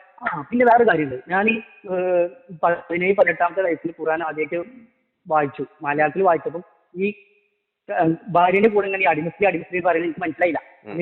എനിക്ക് 18 വയസ്സുള്ളൂ. അപ്പൊ ഞാനിത് പണ്ഡിതന്മാർ ഒരുപാട് കാര്യങ്ങളോട് പറഞ്ഞത്, അത് യുദ്ധമൊക്കെ ആകുമ്പോൾ ഒരുപാട് പുരുഷന്മാര് ആണുങ്ങൾ മരിച്ചു പോകും. അപ്പൊ ഈ സ്ത്രീകളെ നോക്കാനൊന്നും ആരും ഉണ്ടാവില്ല. അപ്പൊ അവരെ സഹായം പ്രവാചകനെ ഏറ്റെടുക്കുകയാണ് എന്ന് പറഞ്ഞപ്പോ എന്റെ മനസ്സിൽ ഓരോട് അതിയായ സ്നേഹം കൂടി. പക്ഷെ പിന്നെയാണ് ഞാൻ അറിഞ്ഞത്, ഉറങ്ങി കിടക്കുന്ന ഗോത്രത്തിൽ പോയിട്ട് അവിടെ പോയിട്ട് അവരെ കുടുംബത്തെ അടിമകളാക്കിയിട്ട് അവരെ ഭാര്യമാരെ ഡിവൈഡ് ചെയ്തിട്ട് അവരെ സമ്മതമല്ലാതെ ഇതിന് റേറ്റ് എന്നല്ലേ പറയാം. അപ്പൊ അന്ന് ഇങ്ങനെ പറ്റിച്ച പണ്ഡിതന്മാരോട് ഞാൻ ഇപ്പം നിങ്ങളെ ഈ യൂട്യൂബിൽ ഇതൊക്കെ കണ്ടതിന് ശേഷം ഈ അമാനിമോന്റെ ടെസ്റ്റിൽ പച്ചക്ക് എഴുതി വെച്ചിരുന്നത് വിശദീകരണം. അതൊക്കെ കൊണ്ട് ഞാൻ പോയപ്പം ഒരു ബബ്ബ. ഈ നാദിയ മുറാദിന്റെ കഥ വായിച്ചിട്ടുണ്ടോ? മറ്റേ ഇതില് പോയ ഇതല്ലേ ISIൽ ചേർന്നോ? അല്ല ഐസിസ് പിടിച്ചുകൊണ്ട് പോയി ആ യസീദി സ്ത്രീ അടിമയാക്കപ്പെട്ട് കണ്ടിട്ടുണ്ട്. അതെ, അത് ആ ബുക്ക് നിങ്ങൾ വായിക്കാം. യഥാർത്ഥത്തിൽ എന്താണ് മുഹമ്മദ് നബി ചെയ്തതെന്നുള്ളത് ആ പുസ്തകത്തിലുണ്ട്. എനിക്കിപ്പോ ഇതിങ്ങനെ പഠിക്കുമ്പോൾ ഇപ്പം ഞാൻ പറഞ്ഞ എന്താണ്, ഇസ്ലാം വാളുകൊണ്ട് പ്രചരിപ്പിച്ച മതമാണ്, പെണ്ണ് കൂട്ടി കൊടുക്കുന്ന മതമാണ്, പൈസ കൊടുത്തുണ്ടാക്കിയ, അതുകൊണ്ടാണ് ഇത്രയും ചുരുങ്ങിയ സമയം കൊണ്ട് വലുതായി എന്നാണ് ഇസ്ലാം ഇത് വിരോധികൾ പറയുന്നത്. അപ്പം അത് ശരിയാണെന്നുള്ളത് ഞാൻ ഖുർആന് അർത്ഥം മനസ്സിലാക്കി വായിച്ച് അതിന്റെ വിശദീകരണം നോക്കിയപ്പോൾ മനസ്സിലായത്. ഈ പറഞ്ഞ 3 കാര്യത്തിലുള്ള ആയത്തുകൾ ഇഷ്ടം പോലെ ഖുർആനിലുണ്ട്. പ്രശ്നം എന്താണെന്ന് വെച്ചാല് എനിക്ക് മനസ്സിലാവണില്ല, ഇത് ഇത്രയും വലിയ ചരിത്രത്തിലെ എഴുതി വെച്ചിട്ട് ഈ ആൾക്കാർക്ക് എങ്ങനെയാണ് ഇത് ഇപ്പോഴും അറിയാതെ തന്നെ അന്ധമായി പിൻപറ്റണം എന്നുള്ളത് എനിക്ക് എത്ര ആലോചിച്ചിട്ട് മനസ്സിലാവണില്ല. നമ്മളിത് പറയുമ്പോൾ നമുക്ക് തീരാന്താന്നാ പറയുന്നത്. അതെന്താ വെച്ചാല് നമ്മള് ഒരു ബയസ് ഉണ്ട് നമുക്ക്. ഓക്കെ, ഒരു കൺഫർമേഷൻ ബയസ്. ഇത് ശരിയാണ്, ഇത് ദൈവികമാണ് എന്നുള്ള ഒരു സ്റ്റേജിൽ നിന്നിട്ടാണ് നമ്മൾ ഇത് വായിക്കുന്നത്. ഇതിനെ വിമർശനാത്മകമായിട്ട് വായിക്കണം എന്ന ഒരു ചിന്ത അവിടെ ഇല്ല. ഇപ്പൊ നമ്മൾ ബാലരമയിലെ ഒരു കഥ വായിക്കുമ്പോൾ, നമുക്ക് ഒരു സിനിമ കാണുമ്പോൾ നമുക്ക് എന്താ മനസ്സിൽ വരിക? ഇതെങ്ങനെ ലോജിക്കൽ ആവുക എന്നുള്ളൊരു ചിന്ത നമ്മളെ മനസ്സിലുണ്ടാവും എപ്പോഴും. ഇപ്പം എന്താണ്, എന്റെ ഫ്രണ്ട്സിനോട് ചോദിക്കുമ്പോൾ നിങ്ങളെ വീട്ടിലാണ് ഈ ആയത്ത് ഇറങ്ങുന്നത്, ഈ പശ്ചാത്തലം വെച്ചാൽ നിങ്ങൾക്ക് അംഗീകരിക്കാൻ പറ്റുമെന്ന് ചോദിക്കുമ്പോൾ ഒരൊറ്റ എണ്ണത്തിന് മുണ്ടാട്ടല്ല. ബാസിലിനോട് ചോദിക്കാനുണ്ടോ ആ ചോദ്യം? ബാസിലിനോട് ചോദിക്കാണ്ട് ആ ചോദ്യം. ബാസിന്റെ വീട്ടിലാണ്. ഇപ്പൊ 4-ാമത്തെ സൂറത്തിലെ 24-ാമത്തെ വാറൈപ്പ് ആയിട്ട് സഹാബികൾ ഉണ്ടായിരിക്കെ, എന്ന് വെച്ചാല് യുദ്ധത്തിൽ പിടിക്കപ്പെട്ട സ്ത്രീകളെ ബന്ധപ്പെടാൻ വൈമനസ്യം കാണിച്ച സഹാബികൾ പ്രവാചകനോട് ചോദിച്ചപ്പം അപ്പം അമാനിമോനെ ഒന്ന് വിശദീകരിച്ചിട്ട് മറ്റേ തെക്സ്റ്റിലൊക്കെ എഴുതി വെച്ചിട്ടുണ്ട്. മറ്റേ ജലാലിനെയും മറ്റേ വാഹിദിന്റെ തഫ്സീറൊക്കെ ഉണ്ടല്ലോ, അതിലൊക്കെ എഴുതി വെച്ചിട്ടുണ്ട്. എന്താണ്, അവർക്ക് പരിചയം ഉണ്ടായിരുന്നു ആ സ്ത്രീകളെ. അവര് കച്ചവടക്കാർക്കും പിന്നെ അവരെ കസിൻസ് അവരെ ചൂതകോത്രങ്ങളൊക്കെ ഇങ്ങോട്ട് മാറിയ ആൾക്കാരൊക്കെ ഉണ്ടല്ലോ. അപ്പം ആ സ്ത്രീകളുമായി ബന്ധപ്പെടാൻ വൈമനസ്യം കാണിച്ചപ്പോൾ പ്രവാചകനെ നിർബന്ധിച്ചാണ്ട്, അതുകൊണ്ട് ഊരി കിട്ടും പറഞ്ഞിട്ടാണല്ലോ ഈ ചെറ്റത്തര ISI താലിബാനൊക്കെ ഇത് ചെയ്യുന്നത് മറ്റു മത്സര സ്ത്രീകളോട്. അപ്പൊ ഇത് നിങ്ങളെ വീട്ടിലാണ് ഈ ആയത്ത് അറിഞ്ഞത് എന്ന് വിചാരിച്ചോ. അപ്പൊ ഈ ആയത്ത് അറിഞ്ഞ സമയത്ത് നിങ്ങള് ഈ ഒരു സൽപ്രവൃത്തി ചെയ്യാൻ വേണ്ടി വന്ന ആൾക്കാർക്ക് അൽഫാമും മന്തിയും വാങ്ങി കൊടുത്തിട്ട് ബെഡ്ഷീറ്റൊക്കെ വിരിച്ചു കൊടുക്കുമെന്ന് ചോദിക്കുമ്പോൾ ഒരു മിണ്ടാട്ടമല്ല. അപ്പൊ അവര് വീട്ടിൽ നടക്കുമ്പോ ഇത് തെറ്റ്, ആരാന്റെ വീട്ടിൽ നടക്കുമ്പോൾ ഓലെ വീട്ടിൽ നടക്കുമ്പോൾ അത് കുഴപ്പമില്ല, അത് ഇസ്ലാമിന്റെ നിയമമാണ്. ബാസിൽ പോകുന്നുണ്ട്, എനിക്ക് തോന്നുന്നു അവിടെ മറ്റേ പെയിന്റ് കടയിൽ പോയി പുട്ടി വാങ്ങാൻ പോവാന്ന് തോന്നുന്നു. പുട്ടി വാങ്ങാൻ വേണ്ടിട്ട് ബാസിൽ ബൈക്ക് കൊടുത്ത് ഇറങ്ങണ കാണുന്നുണ്ട് വീട്ടിൽ നിന്ന്. പുട്ടി പുട്ടി അതെങ്ങനെ? വെള്ളപ്പുട്ടി, ഇതൊക്കെ ഓ വെളുപ്പിക്കണ്ടേ? അങ്ങനെ. ആ അത് ശരി അത് ശരി അത് ശരി. അല്ല ഇന്ന് നമ്മള് എങ്ങനെ വെച്ചാല് ഞായറാഴ്ചയാണെന്ന് പുള്ളിക്ക് അറിയില്ല. എന്നുവെച്ചാല് നമ്മള് പറഞ്ഞാല് എന്താണ്, നമ്മള് ഇവരെ എന്താ വിശ്വ മുജാഹിദിന്റെ പ്രവർത്തകനാണ്. ആര്? ഏഹ് ഞാൻ വിശ്വ മുജാഹിദാരനാണ്. ആ അത് ശരി, കൺഗ്രാചുലേഷൻസ്. ആ അതല്ല ഞാൻ ഇവിടെ അത് പേര് നിങ്ങള് നിർബന്ധിച്ച് ചോദിച്ചിട്ട് ഞാൻ പറഞ്ഞത്. ശരി. ആ. അപ്പൊ അപ്പൊ നമ്മളിത് ബാസിലിനെ അറിയോ നിങ്ങള്? രാവിലെ അപ്പൊ ബാസിലിന് കണ്ടറിയില്ല, പേരൊന്നും പറഞ്ഞാൽ അറിയില്ല. അറിയില്ല. നേരിട്ട് അറിയാം, കണ്ടറിയാം. ഓരൊക്കെ വലിയ സ്റ്റേറ്റ് ലെവൽ പ്രവർത്തകരല്ല, നമ്മളിവിടെ ഷാഗിലൊക്കെ ഉള്ള ആൾക്കാരല്ല. അത് ശരി. അപ്പൊ എന്തായാലും ഇസ്ലാമിന്റെ കുഴി തോണ്ടുന്നതിൽ വലിയ പങ്ക് വഹിക്കുന്നുണ്ട് അപ്പൊ ബാസിൽ, ഈ അറിയാത്ത സാധനങ്ങള് വിശ്വാസികളിലേക്ക് എത്തിക്കാൻ. ഒന്നെങ്കിൽ ഇതിന് വളരെ വ്യക്തമായിട്ടുള്ള മറുപടികൾ പറയാൻ പറ്റണം, ഇല്ലാന്നുണ്ടെങ്കിൽ ഉണ്ടാതിരിക്കുക നല്ലത് തോന്നുന്നു. കാരണം നമ്മളെ പോലത്തെ ആൾക്കാരെ ഇത് നോക്കിയിട്ട് അങ്കലാപ്പിലാവാണ് ചെയ്യുന്നത്. ഇപ്പൊ എന്താ വെച്ചാൽ നമ്മൾ പറഞ്ഞാല് ഫുള്ള് കയ്യില് പരമാവധി സമയം കണ്ടെത്തുന്ന ആൾക്കാരാണ്. നമ്മൾ പോസ്റ്റ് ഒട്ടിക്കുന്നതിനും രാത്രി ആയാല് പോസ്റ്റ് ഒട്ടിച്ചടക്കാനും സംഘടന പ്രവർത്തനങ്ങളിൽ സജീവമായിട്ടുള്ള ആൾക്കാരാണ്. പക്ഷെ നമ്മളോട് ചില ആൾക്കാർ ഇതുമായി സംബന്ധിച്ചിട്ട് ഇപ്പം ഈ യുക്തിവാദികളായ ആൾക്കാർ, എന്റെ സുഹൃത്തുക്കള് വാട്സപ്പുമായും അല്ലാതെ എന്നോട് ഈ ചോദ്യങ്ങൾ ചോദിക്കുമ്പോൾ എനിക്ക് മറുപടി പറയാൻ പറ്റണില്ല. മറുപടി പറഞ്ഞിരുന്നെങ്കിൽ പണ്ഡിതന്മാർ ഒരു മറുപടി പറഞ്ഞിരണ്ടേ? ആദ്യം നമുക്ക് ഈ മറുപടി ഉൾക്കൊള്ളാൻ പറ്റണ്ടേ? എന്നിട്ട് വേണ്ട നമുക്ക് ഇവരോട് പറയണം. ഇപ്പം ഈ സുഹൃത്ത് ഈ ഈ പച്ചപ്പ് എനിക്ക് ഉൾക്കൊള്ളാൻ പറ്റിയതിന്റെ ശേഷമല്ലേ എനിക്ക് മറ്റൊരാൾക്ക് പറഞ്ഞു കൊടുക്കാൻ പറ്റുള്ളൂ. അപ്പൊ എന്തായാലും നിങ്ങളുടെ സംഘടനയുടെ പേര് അന്വർത്ഥമാക്കുകയാണ് താങ്കൾ. ഈ വിസ്ഡം വകതിരിവുണ്ടാക്കാൻ എല്ലാ തരത്തിലും ബാസിൽ വലിയ തോതിൽ പങ്കുവഹിക്കുന്നുണ്ടെന്നാണ് ഇപ്പൊ വരുന്നത്. ഇതുപോലെ തിരിച്ചറിവുണ്ടാക്കാൻ, അങ്ങനെയാണോ? എന്ത്? ഈ വിസ്ഡം എന്ന് പറയുന്ന പേരെ അത് അന്വർത്ഥമാക്കുകയല്ലേ ചെയ്യുന്നത്? വകതിരിവുണ്ടാക്കാൻ വേണ്ടിയിട്ട് ഇതുപോലുള്ള ആളുകൾക്ക് കാര്യങ്ങൾ മനസ്സിലാക്കാൻ, അത് വെച്ചുകൊണ്ട് മതത്തിൽ നിന്ന് വരെ പുറത്തു കിടക്കാനുള്ള വഴിയായി ഇത് മാറുമ്പോ ഈ പാപമൊക്കെ ബാസിൽ എവിടെ കൊണ്ട് കഴുകും? ആളുകളുടെ ഈമാൻ ഇതുപോലെ കളയുന്നതിന്. എന്തായാലും ഇത് എവിടെ എത്തുന്നല്ല അറിയണ്ട. നിങ്ങൾ പറഞ്ഞത് ശരിയാണ്. അത് മറ്റേ സംവാദത്തിന് പോകരുത് എന്ന് പറഞ്ഞാൽ ഒരു പള്ളി പ്രത്യക്ഷപ്പെട്ടല്ലോ. എന്താ മൂപ്പരുടെ പേര്? പേര് ഞാൻ മറന്നു. മനസ്സിലായി. ഇതിന്റെ തന്നെ ആളാണല്ലോ, വിസ്ഡത്തിന്റെ തന്നെ ആളല്ലേ? ആണ്. അതന്നെ പേര് എന്തായാലും കിട്ടുന്നില്ല. നാളെ കുമ്പത്തുണ്ട്. നമ്മളെ പ്രധാനപ്പെട്ട പണ്ഡിതനാണ്. പേര് പെട്ടെന്ന് കിട്ടുന്നില്ല. ഇത് പോകരുത്, പോയാൽ കൂടുതൽ ആളുകൾ ഇത് കാണും എന്ന് പറഞ്ഞല്ലേ? മനസ്സിലായി. ഹലോ. പുള്ളി അറിയോ? ഹലോ ഹലോ കേൾക്കുന്നില്ലേ? ഹലോ. അതെ, വേറൊരാളിന്റെ അടുത്തേക്ക് വന്ന്. ഓക്കെ. അപ്പൊ പറഞ്ഞു അവിടെ ഓളുണ്ടാകുമ്പോ എനിക്ക് അങ്ങനെ സംസാരിക്കാൻ പറ്റൂല. കുഴപ്പമില്ല. അല്ലെങ്കിൽ തന്നെ നിങ്ങളുടെ സംശയങ്ങൾ ചോദിച്ചിട്ട്. ഒരു മിനിറ്റ്. ഒരാൾ കുറെ നേരം വിളിക്കുന്നത്. അത് ഞാൻ ഫോൺ കോൾ കട്ടാക്കിയപ്പോ ഞാൻ അയാൾക്ക് തിരിച്ചു വിളിച്ചു. അപ്പൊ അയാള് അപ്പോഴും ഫോണ് എടുത്തില്ല. അപ്പൊ ഞാൻ നിങ്ങൾക്ക് വിളിച്ചപ്പോൾ വീണ്ടും അയാൾ ബെല്ലടിച്ചു. അതാ പിന്നെ അയാൾ കുറെ നേരമായിട്ട് വിളിക്കുന്നുണ്ട്. കുഴപ്പമില്ല. അപ്പം എനിക്കെന്താ പറയാനുള്ളത് വെച്ചാല്, ഈ ബാസില് സംവാദത്തിന് വരാതെ മുങ്ങിയാല് എന്തായാലും അതിലമ്മ കയറി പോയിന്റെ അവസ്ഥ എന്നുള്ളത് ഏതെങ്കിലും ഒരു വാർത്തക്ക് തീരുമാനമാവും. സംവാദത്തിന് വന്നിട്ട് നമ്മളെ സംശയങ്ങൾക്കൊക്കെ മറുപടി പറയുകയാണെങ്കിൽ ഓക്കെ, മറുപടി കിട്ടണം. മറുപടി ഞാൻ കുറെ തെരഞ്ഞു നടന്നു മതപണ്ഡിതന്മാരോടൊക്കെ ഇതിനെ കുറിച്ച്. അടിമത്തം എന്ന് പറഞ്ഞാൽ ചോദിക്കുമ്പോ തന്നെ ഒരു മുണ്ടാട്ടല്ല. അടിമത്തത്തിനെ കുറിച്ച് ചോദിക്കുമ്പോ തന്നെ ഓർക്ക് എന്താ പറയാ, ഓർക്ക് ഒരു മുഖത്തൊരു വൈക്ലബില്ലേ പോലെയാണ്. കാരണം ഇതൊക്കെ കേട്ടിട്ടും ഈ ഹദീസുകൾ ആയത്തെടുത്തിട്ട് അവരെ മുന്നിലേക്ക് പോകുമ്പോൾ അവരിങ്ങനെ എന്തൊക്കെയോ ഉരുണ്ട് കളിക്കും, ഒന്നും വ്യക്തമാക്കി പറയണില്ല, എന്തൊക്കെയോ പോലെ. നിങ്ങളെ പോലെ എത്ര ആള് കാണും ഈ വിസ്ഡം ഗ്രൂപ്പിൽ മാത്രം? വിസ്ഡം ഗ്രൂപ്പില് എന്താണ് എന്റെ പരിചയത്തിൽ തന്നെ കുറച്ച് ആൾക്കാര് ഇതേ ഇതുണ്ട്, എന്തുകൊണ്ട് സംവാദം ഏറ്റെടുക്കുന്നില്ല എന്നുള്ള ഒരു ചോദ്യം. അയലമത്തെ കോഴിയാണെന്ന് വെച്ചാല് അതെനിക്കറിയില്ല. പക്ഷെ ഞാൻ ഇപ്പം പക്ക ഇങ്ങനെ ഒരു അയലമത്തേരി കോഴി ആയതൊന്നും ഓൾക്ക് അങ്ങനെ അറിയില്ല. പക്ഷെ അവർക്കൊക്കെ ഈ ഒരു പ്രശ്നമുണ്ട്. കാരണം നമുക്കൊരു എന്താ പറയാ, നമ്മൾ ഒരു ഇതിൽ നിൽക്കുമ്പോൾ ഇങ്ങനെ ഈ സംവാദം ഏറ്റെടുക്കാതെ ഇങ്ങനെ അതിൽ ബാക്കോട്ട് നിൽക്കുമ്പോൾ എന്താ പറയാ. അല്ല, ഇതില് ഇപ്പൊ നമ്മൾ ആവശ്യപ്പെടുന്നത് പൊതുവേദിയിൽ ഒരു പൊതു സംവാദത്തിന് ബാസിൽ തയ്യാറാകണം എന്ന് പറയുന്നത് ഞങ്ങൾ സംഘാടകർ ഇത് വിചാരിച്ചാല് ഇത് സത്യം പറഞ്ഞാൽ ഇതൊരു എന്താ പറയാ, ഞങ്ങൾക്കൊരു മാനക്കേട് പോലെയാണ് ഇപ്പൊ ഞങ്ങൾ എല്ലാത്തൊരു അവസ്ഥയും. കാരണം നിങ്ങൾ ഇങ്ങനെ സംവാദ വെല്ലുവിളിയൊക്കെ ആദ്യം പറഞ്ഞു, പക്ഷെ നിങ്ങൾ സംവാദ വെല്ലുവിളി ഏറ്റെടുത്തിട്ട് പൊതു സ്റ്റേജിൽ സംവാദത്തിന് നിങ്ങൾ ഏറ്റെടുത്തപ്പോഴും ഞങ്ങൾ സന്തോഷത്തിലായിരുന്നു. ഞങ്ങൾക്കുള്ള സംശയങ്ങൾക്കുള്ള മറുപടി ഇതൊക്കെ കിട്ടും എന്നുള്ളത്. പക്ഷെ പിന്നെ ഇവര് ഓൺലൈനിലാക്കിയപ്പം ആകെ എന്തൊക്കെയാ പോലെയാ. ഞാൻ എവിടെയെങ്കിലും ഓൺലൈൻ സംവാദത്തിന് തയ്യാറാണെന്ന് സമ്മതിച്ചിട്ടുണ്ട്. ബാസിൽ എന്തിനാ അതൊക്കെ നുണ പറയുന്നത്? ഞാൻ അങ്ങനെ സമ്മതിച്ചു എന്നുള്ള രീതിയിൽ വരുത്തി തീർക്കണൊക്കെ എന്തിനു വേണ്ടിയായിരിക്കും? അതെനിക്കറിയില്ല. നിങ്ങളും ലിയാഖത്ത് ഭായി ഒക്കെ പൊതുവേദിയിൽ എന്നല്ല പറഞ്ഞത്, ഇന്റർവ്യൂവിൽ തുടക്കം മുതലേ പറഞ്ഞിട്ടുള്ളൂ. ഷുക്കൂർ വാരിക്കോടനോടും ഞാൻ അത് തന്നെ പറഞ്ഞത്. പൊതുവേദിയിലേക്ക് വരാം, അല്ലെങ്കിൽ നമ്മൾ ചോദിച്ചതിന് ഉത്തരം ഇപ്പൊ പറയാം. ഇതിന്റെ എല്ലാ സംശയങ്ങളും അവിടെ നിൽക്കട്ടെ. പിന്നെ മറ്റേ ഈ പിശാചിനെ എന്താണ് ഈ നക്ഷത്രം കൊണ്ട് എടുത്ത് എറിയണ ആയതൊക്കെ ഞാൻ ഈ അടുത്ത കാലത്താണ് കണ്ടത്. അത് ശരി. അത് കണ്ടപ്പോ എന്താ വെച്ചാല് എന്റെ അറിവില് 13 ലക്ഷം ഭൂമിനെ അടുക്കി വെക്കാൻ പറ്റിയതാണ് ഏറ്റവും അടുത്തുള്ള സ്റ്റാർ സണ്ണ്. അപ്പം നക്ഷത്രം അതിനെക്കാട്ടിലും എത്രയോ ദൂരാണ്. അത് നമുക്ക് വിചാരിക്കാൻ കൂടി പറ്റാത്ത വലിപ്പം എടുത്തിട്ട് ഇങ്ങനെ പിശാചിനെ എറിയ, പിശാചിന്റെ വലിപ്പം അതേപോലെ ഉൾക്കൊള്ളാൻ പറ്റാത്ത ഇത്. പിന്നെ വേറൊരു കാര്യം മനസ്സിലായി വെച്ചാല് നമുക്കൊക്കെ ഞാനൊക്കെ ചെറുപ്പത്തിൽ എനിക്ക് മതം തലയിൽ അടിച്ചു പറഞ്ഞ സമയത്ത് ഈ ഖുറാൻ സയൻസ് കേട്ടിട്ടാണ്. സാക്കിർ നായിക്കിന്റെ വീഡിയോ ഗ്യാസറ്റ് വാങ്ങിയിട്ട് ഒരുപാട് കാണും ചെയ്തിനി. കുറെ ആൾക്കാർക്ക് ആ ഗ്യാസറ്റ് വിതരണം ചെയ്തിനി.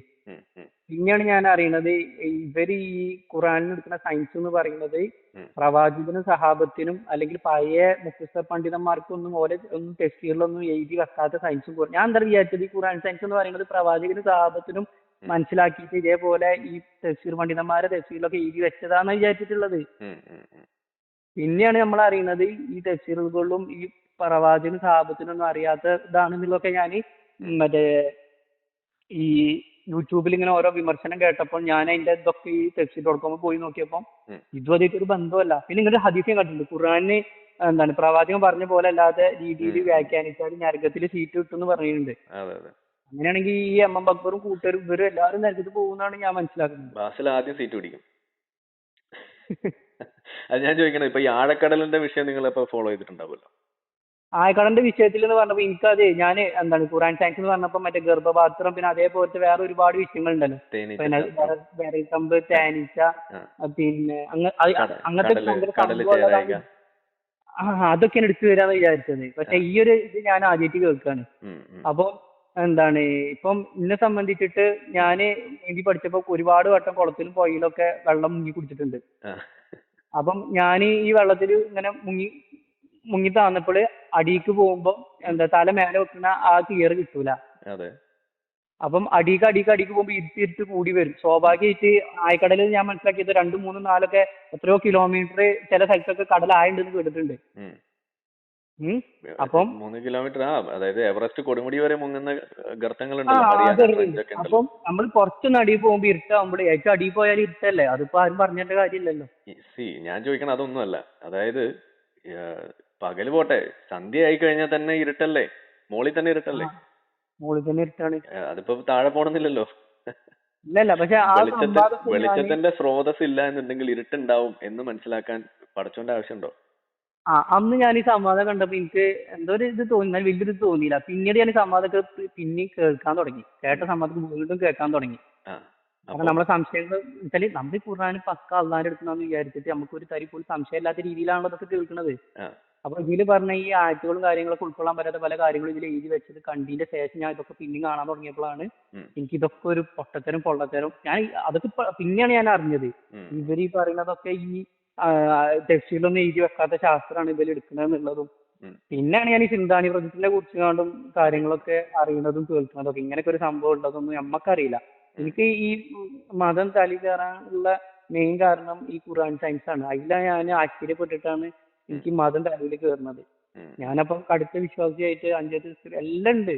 പക്ഷേ ഇപ്പം കുറച്ച് കാലമായിട്ട് ഞങ്ങനെ അത് എത്രത്തോളം ആഴത്തിൽ പഠിക്കുന്തോറും വെച്ചാല് 2 വർഷം കേട്ടിട്ട് നിങ്ങൾ പറയുന്ന കാര്യങ്ങളൊക്കെ സത്യമാണെന്ന് അറിയാൻ വേണ്ടി റെഫർ ചെയ്യാൻ വേണ്ടിട്ട് ആഴത്തിൽ പഠിക്കാൻ നോക്കുമ്പോൾ ഈമാൻ കുറഞ്ഞു വന്നു.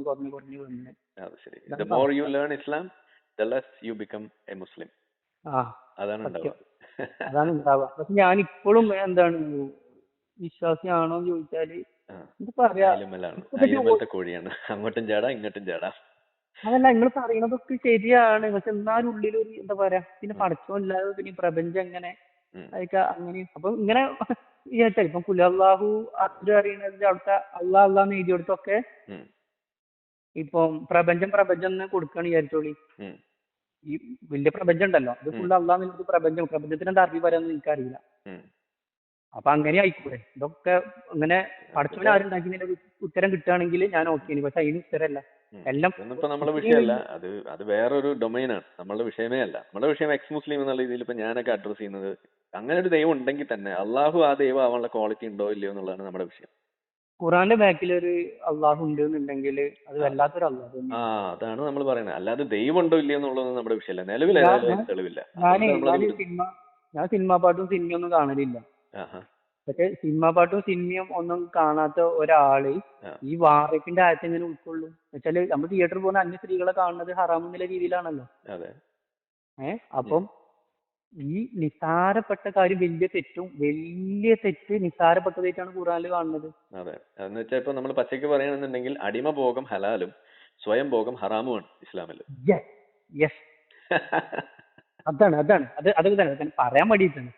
അതൊക്കെ അതല്ലേ എങ്ങനെ പെട്ടെന്ന് നിങ്ങൾ പറയാന്ന് വിചാരിച്ചു. പക്ഷെ അതെങ്ങനെ ശരിയാവും? അതാണ് നമ്മുടെ സംശയം. വേറൊന്ന് എന്താണ്, ഞാൻ ഒരു വണ്ടി വാങ്ങാൻ ഭയങ്കര ആഗ്രഹം ഉണ്ടായിന്. അപ്പം വണ്ടി അടവിന് വാങ്ങാൻ മടിച്ചിട്ട് കൊക്കിലൊതുങ്ങുന്ന വണ്ടിയാണ് വാങ്ങിയത്. അപ്പം പലിശ കൊടുത്തുകൊണ്ട് എനിക്ക് വണ്ടി വാങ്ങുകയാണെങ്കിൽ ഒന്നും കൂടി ഒരു നല്ലൊരു വണ്ടി, ഒരു ബുള്ളറ്റോ ഡൂക്കോ R15 അങ്ങനെയൊക്കെ വാങ്ങിനി. പക്ഷെ ഞാൻ വേണ്ടാന്ന് വെച്ചിട്ട് പലിശ ഹറാമെന്ന് വിചാരിച്ചിട്ടാണ്. അപ്പൊ വേറെ ഫ്രണ്ട്സ് നടക്കുന്ന പോലെ എനിക്കും അത്യാവശ്യം നല്ലൊരു വണ്ടി ഉപയോഗിച്ചു ഒരു ബുള്ളറ്റ് വാങ്ങണം എന്നൊരു ആഗ്രഹം ഉണ്ടായിന്. പക്ഷെ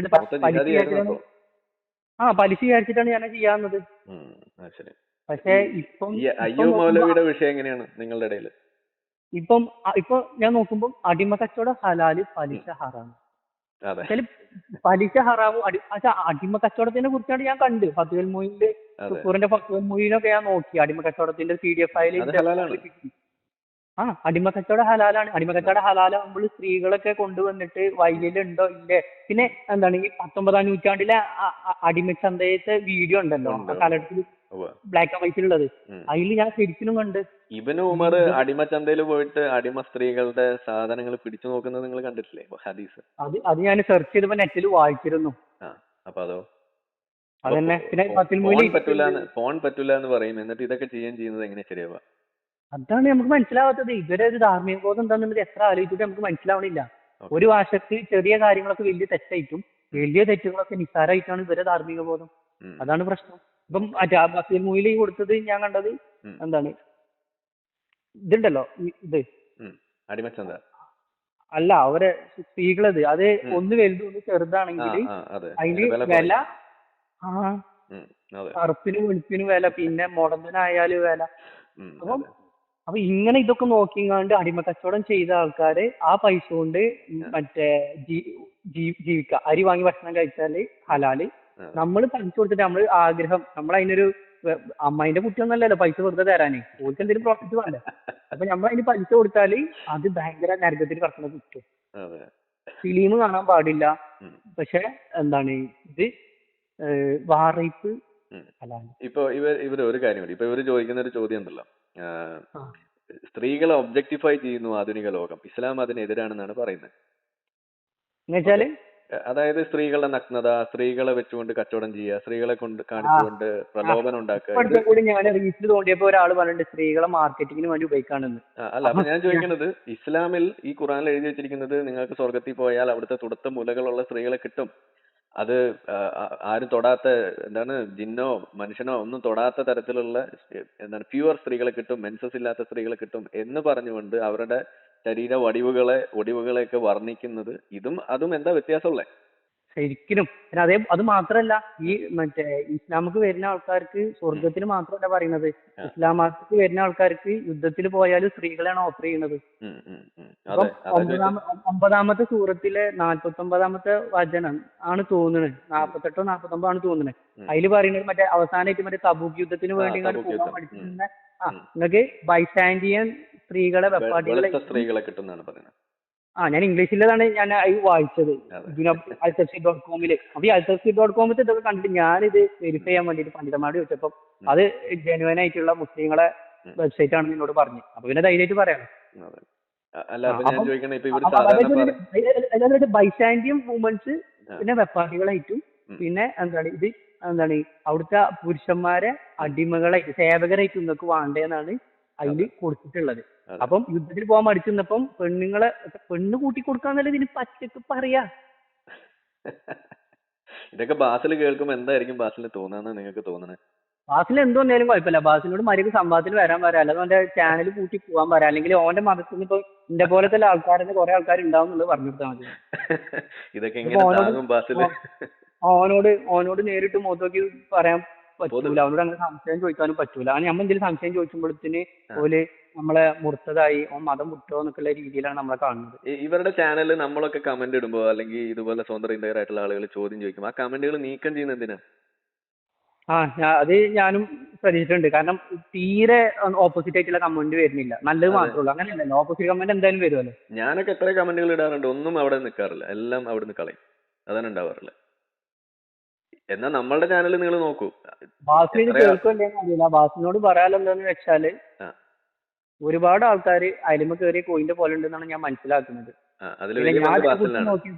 ഞാൻ ഇതിനെ കുറിച്ചാണ്ട് നോക്കുമ്പോൾ എന്താണ് കുറെ ആൾക്കാർക്ക് ഇതേപോലെ ആശയക്കുഴപ്പമുണ്ടെന്ന് മാത്രമല്ല, പിന്നെ ഇങ്ങനെ ഡൗട്ട് ആയിട്ട് നിൽക്കുന്ന ഒരുപാട് ആൾക്കാരുണ്ട്, ഇതൊന്നും വ്യക്തമായിട്ട് മറുപടി ഇല്ലാതെ. അപ്പൊ പൊതുവേദിയിൽ സംവാദത്തിന് വരാൻ ആവശ്യപ്പെടൂ ബാസിലിന്റെ അടുത്ത്.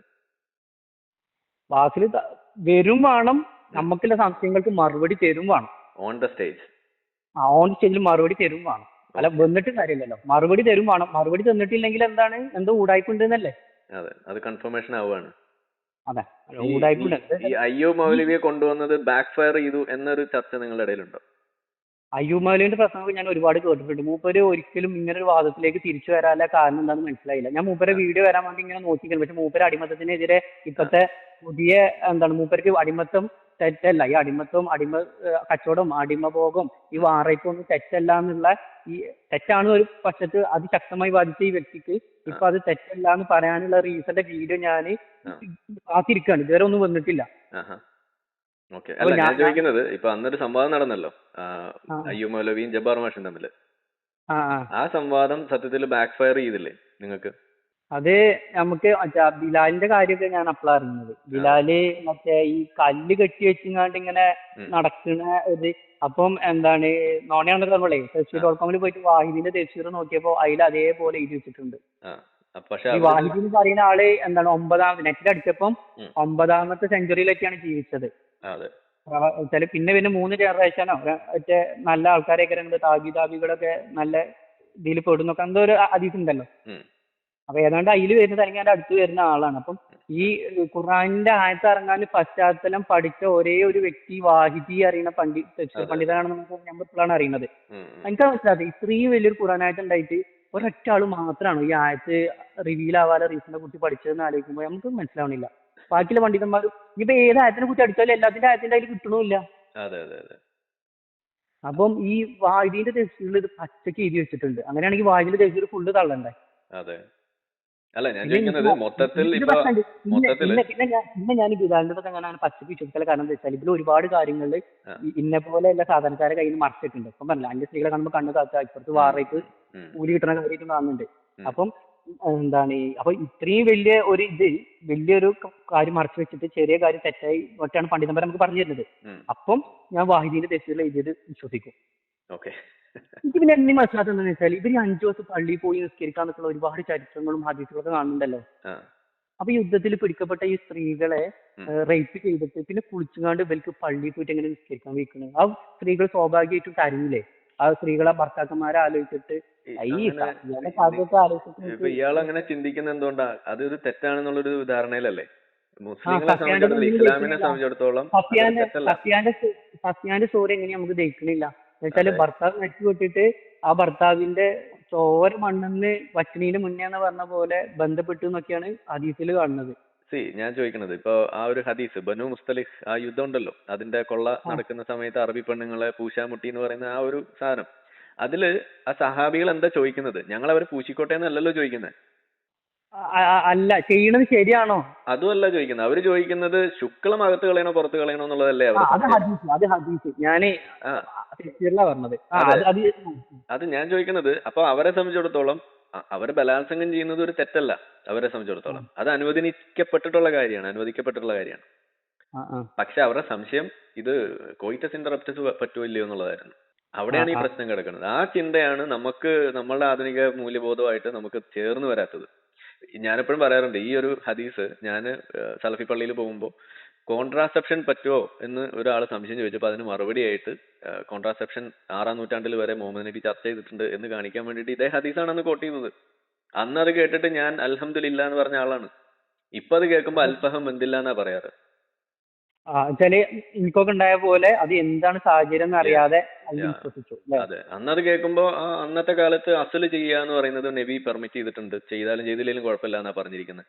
അപ്പൊ ഞാൻ ചെറുപ്പത്തില് ഈ ഹദീസൊന്നും ഞാൻ കണ്ടിട്ടില്ല. പക്ഷെ ചെറുപ്പത്തില് നമ്മളെ പ്രായക്കാർ ചർച്ച ചെയ്യുമ്പോൾ ഇങ്ങനത്തെ വിഷയങ്ങളൊക്കെ വരുമ്പോൾ നമ്മൾ കുറച്ച് ദീനപരമായിട്ടുള്ള കാര്യങ്ങളൊക്കെ അറിയുന്നതുകൊണ്ട് ഇങ്ങനത്തെ ഒരു പറഞ്ഞിട്ടുണ്ട്, അങ്ങനെ അങ്ങനത്തെ സാഹചര്യങ്ങൾ ചെയ്യാം. എന്നുവെച്ചാൽ അങ്ങനെ തെറ്റിലേക്ക് പോകുന്നുണ്ടെങ്കിൽ അങ്ങനെ മാസ്റ്റർബേഷൻ ചെയ്യുന്നതുകൊണ്ട് തെറ്റില്ല എന്നുള്ളത് കണ്ടിട്ടുണ്ട്.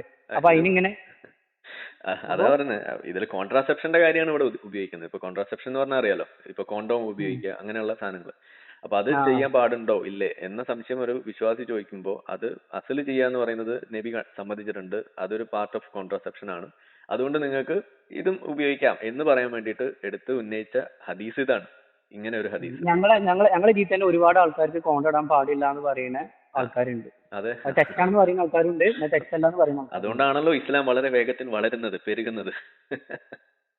പിന്നെ ഞാൻ ഇതിനെ ഡീറ്റെയിൽ ആയിട്ട് ഇങ്ങനെ അനലൈസ് ചെയ്തപ്പോൾ എനിക്ക് മനസ്സിലാവണം എന്താണെന്ന് വെച്ചാല്, നിങ്ങളൊക്കെ പറയുന്ന പോലെ ഇസ്ലാം തെറ്റ് വരുന്നുണ്ട്. സത്യം മനസ്സിലാക്കിയിട്ട് ഇപ്പൊ ഈ ദീനിലേക്ക് വരുന്ന ആൾക്കാർ എന്ന് പറഞ്ഞാൽ, ഇപ്പം ഇവിടെ എന്റെ ഒരു 6 കിലോമീറ്റർ അപ്പുറത്ത് ഒരാളെ ഇതിലേക്ക് വന്നിട്ടുണ്ട് ഈ മാസത്തേക്ക്. ഞാൻ അയാളോട് പോയിട്ട് ഈ അടിമത്ത് എന്നുള്ള ആയത്ത് നിങ്ങൾ കണ്ടിരിക്കണോ വെച്ചാൽ എനിക്കൊരു സംശയം ക്ലിയർ ആക്കാൻ പോയതാണ്. മൂപ്പര് പഠിച്ചിട്ട് വന്ന ആളാണല്ലോ. അപ്പൊ മൂപ്പര് ഇതൊക്കെ ഞാൻ ഉൾക്കണേ, മൂപ്പർക്ക് അടിമത്ത് എന്താണെന്നുള്ളതും ഈ വാറൈപ്പിന്റെ ആയത്തും ഈ പറഞ്ഞ നമുക്കറിയുന്ന കാര്യമൊന്നുമല്ല. അപ്പൊ ഞാൻ മനസ്സിലാക്കിയ ഒരു കാര്യം എന്നറിയോ, 99% ആൾക്കാർ ഈ ഇസ്ലാം മതത്തിലെ ആൾക്കാർക്ക് അറിയില്ലല്ലോ ഒരു വശം, മറിച്ച് വശം. അതേപോലെ ഇസ്ലാമിലേക്ക് പുതുതായിട്ട് കടന്നു വരുന്ന ആൾക്കാർക്ക് ഈ 99% മുസ്ലിങ്ങളെ എങ്ങനെയാണ് ഇസ്ലാമിനെ മനസ്സിലാക്കിയത് അതേപോലെ മനസ്സിലാക്കിയിട്ടാണ് വരുന്നത് എന്നുള്ള മനസ്സിലായി. എന്നിട്ട് ഞാൻ മൂപ്പരോട് ഇങ്ങനെ കുറെ ചോദ്യം ചോദിച്ചു. മൂപ്പർക്ക് ഒരു ഹൈന്ദവനാണ്. അതിൽ ഞാൻ മൂപ്പർക്ക് ഞാൻ ആ വീഡിയോ അയച്ചോട്ടെ, ഈ കല്ലിമ മുത്തുന്ന വീഡിയോ ഉണ്ടല്ലോ, എന്നിട്ട് നിങ്ങൾക്ക് അത് ശുപാർശ ചെയ്യുന്ന പറയുന്ന ഹദീസ് മൂപ്പർക്ക് അയച്ചു കൊടുക്കുമ്പോൾ മൂപ്പർക്ക് ഇങ്ങനെ ഞാൻ മൂപ്പർക്ക് എന്താ അയച്ചു കൊടുത്താലും മൂപ്പര് വേറെ ആൾക്ക് ഫോർവേഡ് ചെയ്യും. അങ്ങനെ ഞാൻ എന്താ അയച്ചു കൊടുത്താലും മൂപ്പര് വേറെ ആൾക്ക് ഫോർവേഡ് ചെയ്യുമ്പോൾ ഞാൻ പിന്നെ മൂപ്പർക്ക് ഫോർവേഡ് ചെയ്തിട്ട് അതിന്റെ റിപ്ലൈ മൂപ്പര് എനിക്ക് ഫോർവേഡ് ചെയ്യും. മൂപ്പര് നടുവിലായിരുന്നു. അപ്പം പിന്നെ ഈ കറുത്ത കല്ലിനെ പോയി ഉമ്മ വെക്കുന്നത് നിങ്ങൾ ഹൈന്ദവ ക്ഷേത്രത്തിൽ അതേപോലെ ഞാൻ വീഡിയോ കാണിച്ചത്. ഈ പെണ്ണുങ്ങളാണുകളൊക്കെ കല്ല് കൂടിയിട്ട് പെണ്ണുങ്ങളൊക്കെ എന്താ എനിക്ക് ഞാൻ അന്ന് ആ വീഡിയോ കാണുന്നത് എന്താ പോലെ തോന്നി വെച്ചാൽ പെണ്ണുങ്ങളൊക്കെ അതിന്റെ ഇടയിൽ കൂടി ആളുകൾക്ക് എഴുതിച്ച് കയറുകയാണ് ചെയ്യുന്നത്. പിന്നെ അതിനെ കുറിച്ചുള്ള വിമർശനമായിട്ടുള്ള ന്യൂസൊക്കെ ഞാൻ കണ്ട്. അത് പറയാൻ മടിയായിട്ടാണ് സംഭവം. അത് അതിച്ച് മനസ്സിലായി. കാരണം എന്താ വെച്ചാല് ഈ ആണുങ്ങള് പറയണില്ല. അപ്പൊ ഞാൻ ഇത് കാണിച്ചു കൊടുത്തപ്പോ ഇവര് പറയുന്നത്, എന്നിട്ട് അയാളെ സൗണ്ടൊക്കെ മാറി. ഓൻ കടുത്ത ഞാൻ മുനാഫിക്കൊന്നും അയച്ചില്ല കേട്ടോ. അപ്പൊ ഞാൻ ഇത്രയും കിട്ടാൻ വേണ്ടിയിട്ടാണ്. അപ്പൊ ഓൻ കടുത്ത മുനാഫിക്കാണ്, ആ സ്ഥലം എവിടെ അതൊക്കെയാണ് പറഞ്ഞപ്പോ പിന്നെ ഞാൻ പേടിച്ചിട്ട് പറഞ്ഞാല് നമ്മള് അങ്ങനെയല്ലല്ലോ സംശയം ചോദിക്കാണ്. അപ്പം ഈ ഹിന്ദു ഈ ഹൈന്ദവനായ ഇസ്ലാം മതം പുതുതായിട്ട് വന്ന ആൾക്ക് ഞാൻ അയച്ചു കൊടുത്തപ്പോ ഇയാൾ മറ്റാൾക്ക് ഫോർവേഡ് ചെയ്തപ്പോ അയാൾക്ക് ഇതിന് മറുപടി കിട്ടുന്നില്ല. അയാൾ ഈ കറുത്ത കല്ല് എന്ന് പറഞ്ഞപ്പോ ഇതിനെ കറുത്ത കല്ല് എന്ന് പറയാന്നൊക്കെ പറഞ്ഞിട്ട് ഹജറുൽ കറക്റ്റ് പറയും, ഇല്ലെങ്കിൽ നിങ്ങൾ മുസ്ലിം അല്ല എന്നൊക്കെ പറഞ്ഞാലേ, ഞാൻ പെയ്ഡ് സ്കോളർ ആണെന്നൊക്കെ പറഞ്ഞാലേ. ഇതിങ്ങനെ പറയല്ലോ ഒരു പോലീസ് സ്പീഡില്. അതെ അതെ അതെ. അല്ല, ഇതൊക്കെയാണ് അവര് ഇപ്പൊ ഇവര് ചോദിക്കുമല്ലോ എന്താണ് ഫാത്തിഹയിൽ എത്ര റക്അത്ത് ഉണ്ട് എന്നൊക്കെ ചോദിച്ചിട്ടാണ് അവർ മുസ്ലിം ആണെന്നൊക്കെ അളക്കല്. ഇതൊക്കെയാണ് ഇവരോട് ഉഡായിപ്പ്. നിങ്ങൾ പറയുന്ന വാക്കുകളിലെ തെറ്റ് അബദ്ധത്തിൽ സംഭവിക്കുന്ന കാര്യങ്ങളാണ്. നമ്മളിപ്പോ എല്ലാം ഇപ്പൊ മലയാളത്തിൽ പറയുമ്പോൾ പോലും ചിലപ്പോൾ തെറ്റിന്ന് വരും. ഇതൊക്കെ വെച്ചിട്ടാണ് റെഫ്യൂട്ട് ചെയ്യാം. ഞാൻ കാര്യമായിട്ട് ഇതിന്റെ ആശയാണ് മനസ്സിലാക്കിയിട്ടുള്ളത്. പിന്നോട് വന്നിട്ട് ഒരു അറബി പാരഗ്രാഫ് വന്നിട്ട് ഇതിന്റെ മലയാളം പറയുന്നത് എനിക്കറിയില്ല. ഞാൻ സാധാരണക്കാരാണ്, സത്യം പറയാലോ. എനിക്ക് അറബി അത്ര പ്രൊണൗൺസിയേഷനും കാര്യങ്ങളൊന്നും അറിയില്ല. പിന്നോട് ഉറച്ച ഖുർആൻ ഓതാൻ പറഞ്ഞാൽ പോലും ഞാൻ അത്ര കോൺഫിഡന്റ് അല്ല. എനിക്ക് അതിന്റെ തെറ്റുവീതും ഇതൊന്നും കറക്റ്റ് മണിച്ചു ഓതാനൊന്നും എനിക്കറിയാം. ഞാൻ സാധാരണ ഒരു ലോക്കൽ പോലെ ഖുർആൻ ഓതും. പക്ഷെ ഈ അടുത്ത കാലത്ത് ഇതിന്റെ ആശയങ്ങളെ കുറിച്ച് പഠിക്കാൻ ഞാൻ തുടങ്ങി. അതാണ് എനിക്കുണ്ടായ അങ്കലാപ്പിലാവാനുള്ള കാരണം. അപ്പം ഞാൻ ഈ കറുത്ത കല്ല് എന്ന് പറഞ്ഞിട്ട് ഇയാൾക്ക് അതിന് മറുപടി ഇല്ല. ഞാൻ പറഞ്ഞു നിങ്ങള് ക്ഷേത്രത്തില് പോയിങ്ങാണ്ട് ദൈവം വിചാരിച്ചിട്ടല്ലല്ലോ പ്രാർത്ഥിക്കുന്നത്. കോൺസെൻട്രേഷൻ കിട്ടാൻ വേണ്ടിയിട്ടല്ല. അതേപോലെ കോൺസെൻട്രേഷൻ കിട്ടാൻ വേണ്ടിയിട്ട് ഈ കല്ല് മണ്ഡപം ഈ സ്ക്വയറും ഈ കറുത്ത കല്ലിനും ആയിട്ട് പ്രാർത്ഥിക്കുക, അതിനെ തൊടാൻ വേണ്ടിങ്ങാണ്ട് കൂട്ടത്തല്ല് മരിച്ചു പോണ പോലത്തെ വരെ തിക്കും തിരക്കും. അപ്പം ആ വോയിസാണ് വിട്ടപ്പം മൂപ്പരാകെ വൈലന്റ് ആയിട്ട് എനിക്ക് വിട്ട്. പിന്നെ ഞാൻ അയാളോട് ഒന്നും ചോദിക്കാൻ പോയില്ല. കാരണം പെരെവിടെ വീടെവിടെ ഓനെ പബ്ലിക്കായിട്ട് സമൂഹത്തില് മുനാഫിക്കാന്നുള്ളത് പറയണമെന്നൊക്കെ പറഞ്ഞിട്ട് അങ്ങോട്ട് വൈലന്റ് ആയി ആള്. അപ്പൊ പിന്നെ ഞാൻ ഹൈന്ദവനോട് എല്ലാ ചർച്ചകളും നിർത്തി. അപ്പൊ ഇങ്ങനെ പേടിപ്പിച്ചിട്ടാണ് ആളുകളെ വിശ്വാസികളായിട്ട് നിർത്തുന്നത് എന്നും കൂടിയല്ലേ അവിടെ വരുന്നത്?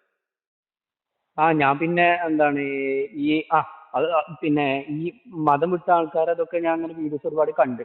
എനിക്ക് മനസ്സിലായി ഇത് എത്രമാത്രം ഡേഞ്ചർ ആണെന്നുള്ളതും ഇതിൽ എത്രമാത്രം എന്താണ് തെറ്റായ ഇതിൽ ഈ മതം വിടുന്ന ആൾക്കാർ എന്താ ചെയ്യേണ്ടതെന്നുള്ളതൊക്കെ ഞാൻ എപ്പോഴത്തെ അറിയുന്നത്. ഇത്രമാത്രം മതം വിടുന്ന ആൾക്കാർ. പിന്നെ ഒരു പണ്ഡിതന്റെ ഒരു വീഡിയോ ഉണ്ട്, ഒരു അറബി പണ്ഡിതന്റെ. അയാൾ പറയുന്നത് ഇങ്ങനെ തല വെട്ടണം എന്നുള്ള ആയത്തുണ്ടായതുകൊണ്ടാണ് ഈ മതത്തില് ഈ ആൾക്കാരെ അങ്ങനെ യൂസുഫുൽ കർലാവി.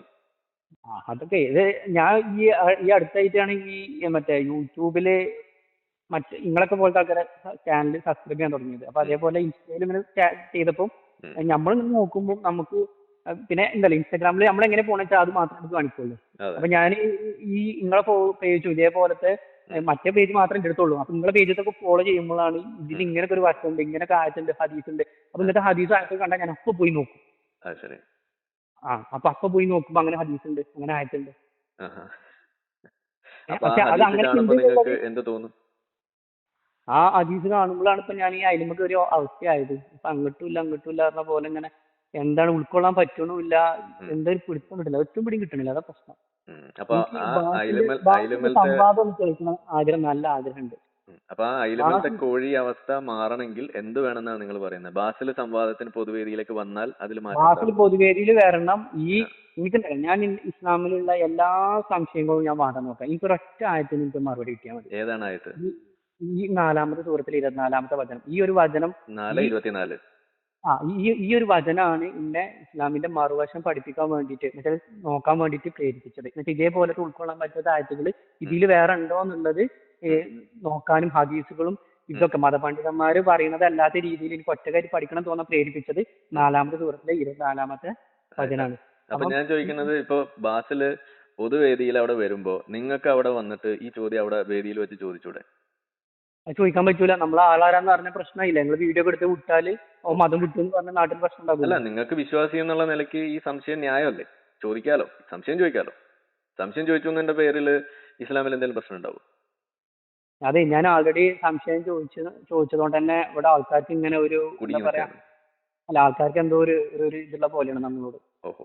അങ്ങനെ പ്രശ്നം എന്ന് വെച്ചാല് നമ്മൾ ഈ കാര്യങ്ങളൊക്കെ സംശയങ്ങൾ ഈ ആറ്റുകളൊക്കെ എടുത്ത് ചോദിക്കുമ്പോൾ മറുപടി പറയാൻ പറ്റണില്ല എന്ന് മാത്രമല്ല, അവർക്ക് കറക്റ്റ് മറുപടി പറയാൻ പറ്റണില്ല. എന്നിട്ട് ഉരുണ്ട് കളിക്കണ ആണ്. അവർക്കും ബോധ്യമായിട്ടുണ്ട്, അവരും സാറ്റിസ്ഫൈഡ് അല്ല എനിക്ക് തരുന്ന പറയാം. ഞാൻ കാണിച്ചു കൊടുക്കുമ്പോഴാണ് ഇവരൊക്കെ ഈ ആറ്റുകളൊക്കെ കാണുന്നത്. അത് വലിയ രസം.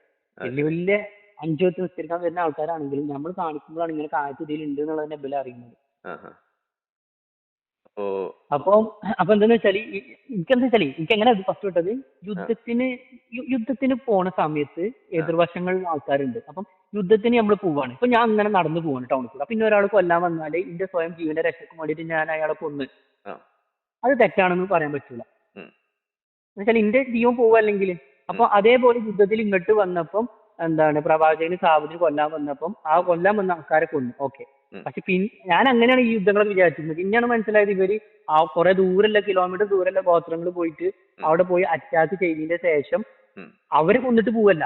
അറ്റാക്ക് ചെയ്തതിന്റെ ശേഷം അവിടെ എല്ലാ സാധാരണക്കാരായിട്ടുള്ള സിവിലിയൻസ് ഉണ്ട്, സാധാരണക്കാരായ ആൾക്കാർ. അപ്പം ഈ സാധാരണക്കാരായ ആൾക്കാരെ പിടിച്ചെടുത്തിട്ട് അവരെ സ്വത്തൊക്കെ എടുത്തിട്ട് അവരെ സ്ത്രീകളെയും മക്കളെയും ഇവരെ കൊന്നിട്ട് അല്ലെങ്കിൽ ഇവരെ അടിമകളാക്കിയിട്ട് ഇത് ഭാഗിച്ച് എടുക്കുക. അത് പറ്റുന്ന വെച്ചാൽ നമ്മൾ യുദ്ധത്തിന് പോണ സമയത്ത് സ്വന്തം ജീവന്റെ രക്ഷക്കും വേണ്ടിങ്ങാണ്ട് നമ്മൾ ഒരാളെ കൊല്ലണതൊക്കെ, അത് കഴിഞ്ഞിട്ട് അവരെ സ്ത്രീകളെയും അവിടെ ഒന്നും അറിയാത്ത പുരുഷന്മാരെയും അതുപോലെ ചെയ്യുക. അവിടുത്തെ സ്ത്രീകളെ ഈ സുഖെടുക്കുന്ന പരിപാടി ഉണ്ടല്ലോ, അതെനിക്ക് മനസ്സിലായില്ല. അതിന്റെ ബാക്കിൽ യുക്തി എന്താണെന്ന് എനിക്ക് മനസ്സിലാകാത്തത്. സുഖമെടുക്കുന്ന പരിപാടി എന്നുവെച്ചാൽ റേപ്പ് ചെയ്യണ പരിപാടി. യുദ്ധത്തില് ഈ പുരുഷന്മാര് സ്വയം ജീവന്റെ രക്ഷക്കും വേണ്ടിയിട്ട് കൊന്ന്, അതൊക്കെ അതിച്ച് മനസ്സിലാവും. അത് പഠിച്ചോൻ പറഞ്ഞത് ഒരു തെറ്റില്ല. അതിപ്പോ നിങ്ങൾ ചെയ്താലും നാളെ ഞാൻ ചെയ്താലും ഇനിയിപ്പോ ആര് ചെയ്താണെങ്കിലും ഓക്കെ, അത് പ്രശ്നമല്ല. പക്ഷെ എന്റെ ഒരു സുഹൃത്ത് എന്നിട്ട് ആ കൊല്ലാൻ വന്ന ആളെ കൊന്നിട്ട് ഓന്റെ ഭാര്യനെ പോയിട്ട് ഇനിയിപ്പോ 21-ാം നൂറ്റാണ്ടിലാണെങ്കിലും അവന്റെ ഭാര്യനെ പോയിട്ട് റേപ്പ് ചെയ്യുന്നത്, അവന്റെ കുട്ടികളെ റേപ്പ് ചെയ്യുന്നത്, അല്ലെങ്കിൽ ഓലെ വേറെ ചന്തയിൽ കൊണ്ടുപോയി വിൽക്കുക. ആ കാലഘട്ടത്തിലാണെങ്കിൽ ഈ കാലഘട്ടത്തിൽ ഇറാൻ ഇറാഖിലൊക്കെ ഉണ്ട് എന്നുള്ള യൂട്യൂബിൽ വീഡിയോ സെർച്ച് ചെയ്തപ്പോൾ ഞാൻ കണ്ടേ അവിടെ സ്ത്രീകൾ അങ്ങനെ അടിമച്ചന്തയിൽ നിർത്തുന്നൊക്കെ. അപ്പം അതെനിക്ക് തോന്നുന്നു അത് ഈ എന്താണ് ഈ ആദ്യം പറഞ്ഞ പോയിന്റ് ഉണ്ടല്ലോ, ഒരാൾ കൊല്ലാൻ വരുമ്പോൾ തിരിച്ചു പോലുണ്ട്, അതൊരു പടച്ചോൻ പറയും. ആ പടച്ചോൻ പറയും, ഞാൻ വിശ്വസിക്കാം. പക്ഷെ അവരുടെ ഭാര്യമാര് ഒന്നും അറിയാത്ത ആ നാട്ടിലെ സ്ത്രീകളെയൊക്കെ ഇങ്ങനെ റേപ്പ് ചെയ്യാനും ഒരിക്കലും ഒരു പടച്ചോൻ പറയും. പക്ഷെ ബാസിൽ പറയുന്നത് അത് ഓക്കെ ആണെന്നല്ലേ? അതെങ്ങനെ ഓക്കെ ആവും? അതാണ് പ്രശ്നം. യുദ്ധസന്ദർഭത്തിൽ സ്വതന്ത്രരായിട്ടുള്ള ആളുകളെ പിടിച്ച് അടിമയാക്കുന്നതിൽ തെറ്റില്ല, അത് ജനീവ കൺവെൻഷനിൽ പോലും പറഞ്ഞിട്ടുണ്ടെന്നാണ് ബാസിൽ പറയുന്നത്. അപ്പോഴോ? സത്യത്തിൽ അങ്ങനെ ഇന്ത്യന്റെ നിയമത്തിൽ അങ്ങനെ ഉണ്ട്. നമുക്ക് പാകിസ്ഥാനിൽ പോയിട്ട് ഇന്ത്യക്കാർ യുദ്ധം ചെയ്യുകയാണെങ്കിൽ അവിടുത്തെ പട്ടാളക്കാരെ കൊല്ലാന്നല്ലാതെ അവരെ സ്ത്രീകളെ പോയിങ്ങാണ്ടും അവരെ ഫുള്ളായിട്ട് അടിമകളാക്കാനുള്ള നിയമം ഉണ്ടോ? എന്റെ അറിവിലില്ല. പക്ഷെ ബാസിൽ പറയുന്നത് അങ്ങനെയാണല്ലോ, എന്താണ് അടിമത്തം ഇസ്ലാമിലും ആധുനികതയിലും എന്ന് പറഞ്ഞ് വെച്ചിട്ട് ഒപ്പിക്കുന്ന പരിപാടിയാണ്. ആധുനികതയിൽ അങ്ങനെ ഉണ്ടെങ്കിലും നമുക്കത് ഉൾക്കൊള്ളാൻ പറ്റുന്ന കാര്യമല്ല. പക്ഷെ ആധുനികതയിൽ അങ്ങനെ ഉണ്ടോ എന്നുള്ളത് എനിക്കറിയില്ല. കാരണം ഞാൻ അതിനെ കുറിച്ച് ആധുനികതയിൽ അങ്ങനെയില്ല. ഇപ്പൊ ഇവിടെ റഷ്യൻ ഉക്രൈൻ യുദ്ധം നടക്കുന്നു, അവിടെ ഉക്രൈൻകാരുടെ പട്ടാളക്കാരന്റെ ഭാര്യയെ പോയിട്ട് പൂശുന്ന പരിപാടിയൊന്നുമില്ലല്ലോ. വേറൊരു കാര്യം ചോദിച്ചു ഞാൻ, എന്താണ് ഇപ്പം ഇസ്രായേലും എന്താണ് ഈ പലസ്തീൻ യുദ്ധം നടക്കുന്നുണ്ട്. അപ്പൊ ഈ പലസ്തീനിലെ സ്ത്രീകളെ റേപ്പ് ചെയ്യണതും ഈ കുഞ്ഞു മക്കളെയൊക്കെ കൊല്ലുന്നത്, ഈ റേപ്പ് ചെയ്യണതിന്റെ പോസ്റ്റ് ഇടുന്ന ആൾക്കാരോട് ഞാൻ ചോദിച്ചു, ഇത് തെറ്റാണ്, ഇത് തെറ്റാണില്ലേ? അപ്പം ആ തെറ്റാണ്. അത് ഈ ഖുറാനും ആയത്തും ഈ അതിൽ പിന്നെ ഇവർ ഈ മറ്റേ ഈ ISIS താലിബാനും ചെയ്യുന്നത് അയച്ചു കൊടുക്കുമ്പോൾ തെറ്റാണ് പറഞ്ഞു. അപ്പം ഇസ്രായേലില് പലസ്തീനിലെ സ്ത്രീകളോട് ചെയ്യുന്നത് തെറ്റാണെന്ന് പറഞ്ഞ് ISIS താലിബാനും ഒക്കെ ചെയ്യുന്നത് തെറ്റാണെന്ന് പറഞ്ഞു. പിന്നെ ഞാൻ ഈ ഖുറാനായത്തും ഈ വന്ന ഹദീസ് ഉണ്ടല്ലോ, ഈ ഉള്ളിൽ കറങ്ങുന്ന പുറത്ത് കറങ്ങുന്ന ഇത് ഇട്ടുകൊടുത്തപ്പം ഒരു മിണ്ടുന്നില്ല, അത് തെറ്റാണെന്ന് ഒരു പറയുന്നില്ല. അപ്പൊ പ്രവാചകന് സഹാബത്ത് ചെയ്ത മാതൃകയിൽ ഈ ടെററിസ്റ്റുകൾ ചെയ്യുമ്പോൾ അത് തെറ്റാണ്. അവർക്കൊന്നും അറിയില്ല ഇങ്ങനെ ആയിട്ടുണ്ടെന്നുള്ളത് കേട്ടോ, വേറെ കാര്യം. അപ്പൊ ഇത് ഖുറാന് പറയുമ്പോ ഖുറാനോട് തള്ളാൻ പറ്റുന്നില്ല, ഹദീസ് തള്ളാൻ പറ്റില്ല, മൗനം.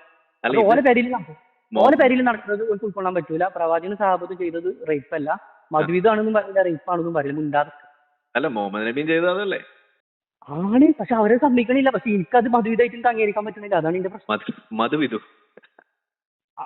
പറഞ്ഞാല് സ്വയം സമ്മതത്തോട് കൂടിയിട്ട് ഇപ്പം എന്താണ് സ്വന്തം ഭർത്താവിനെ കൊന്ന ഒരാളെ കൂടെ എങ്ങനെയാണ് ഒരു സ്ത്രീ സമ്മതത്തോട് കൂടിയിട്ട് ശരീരം പങ്കുവെക്കുക?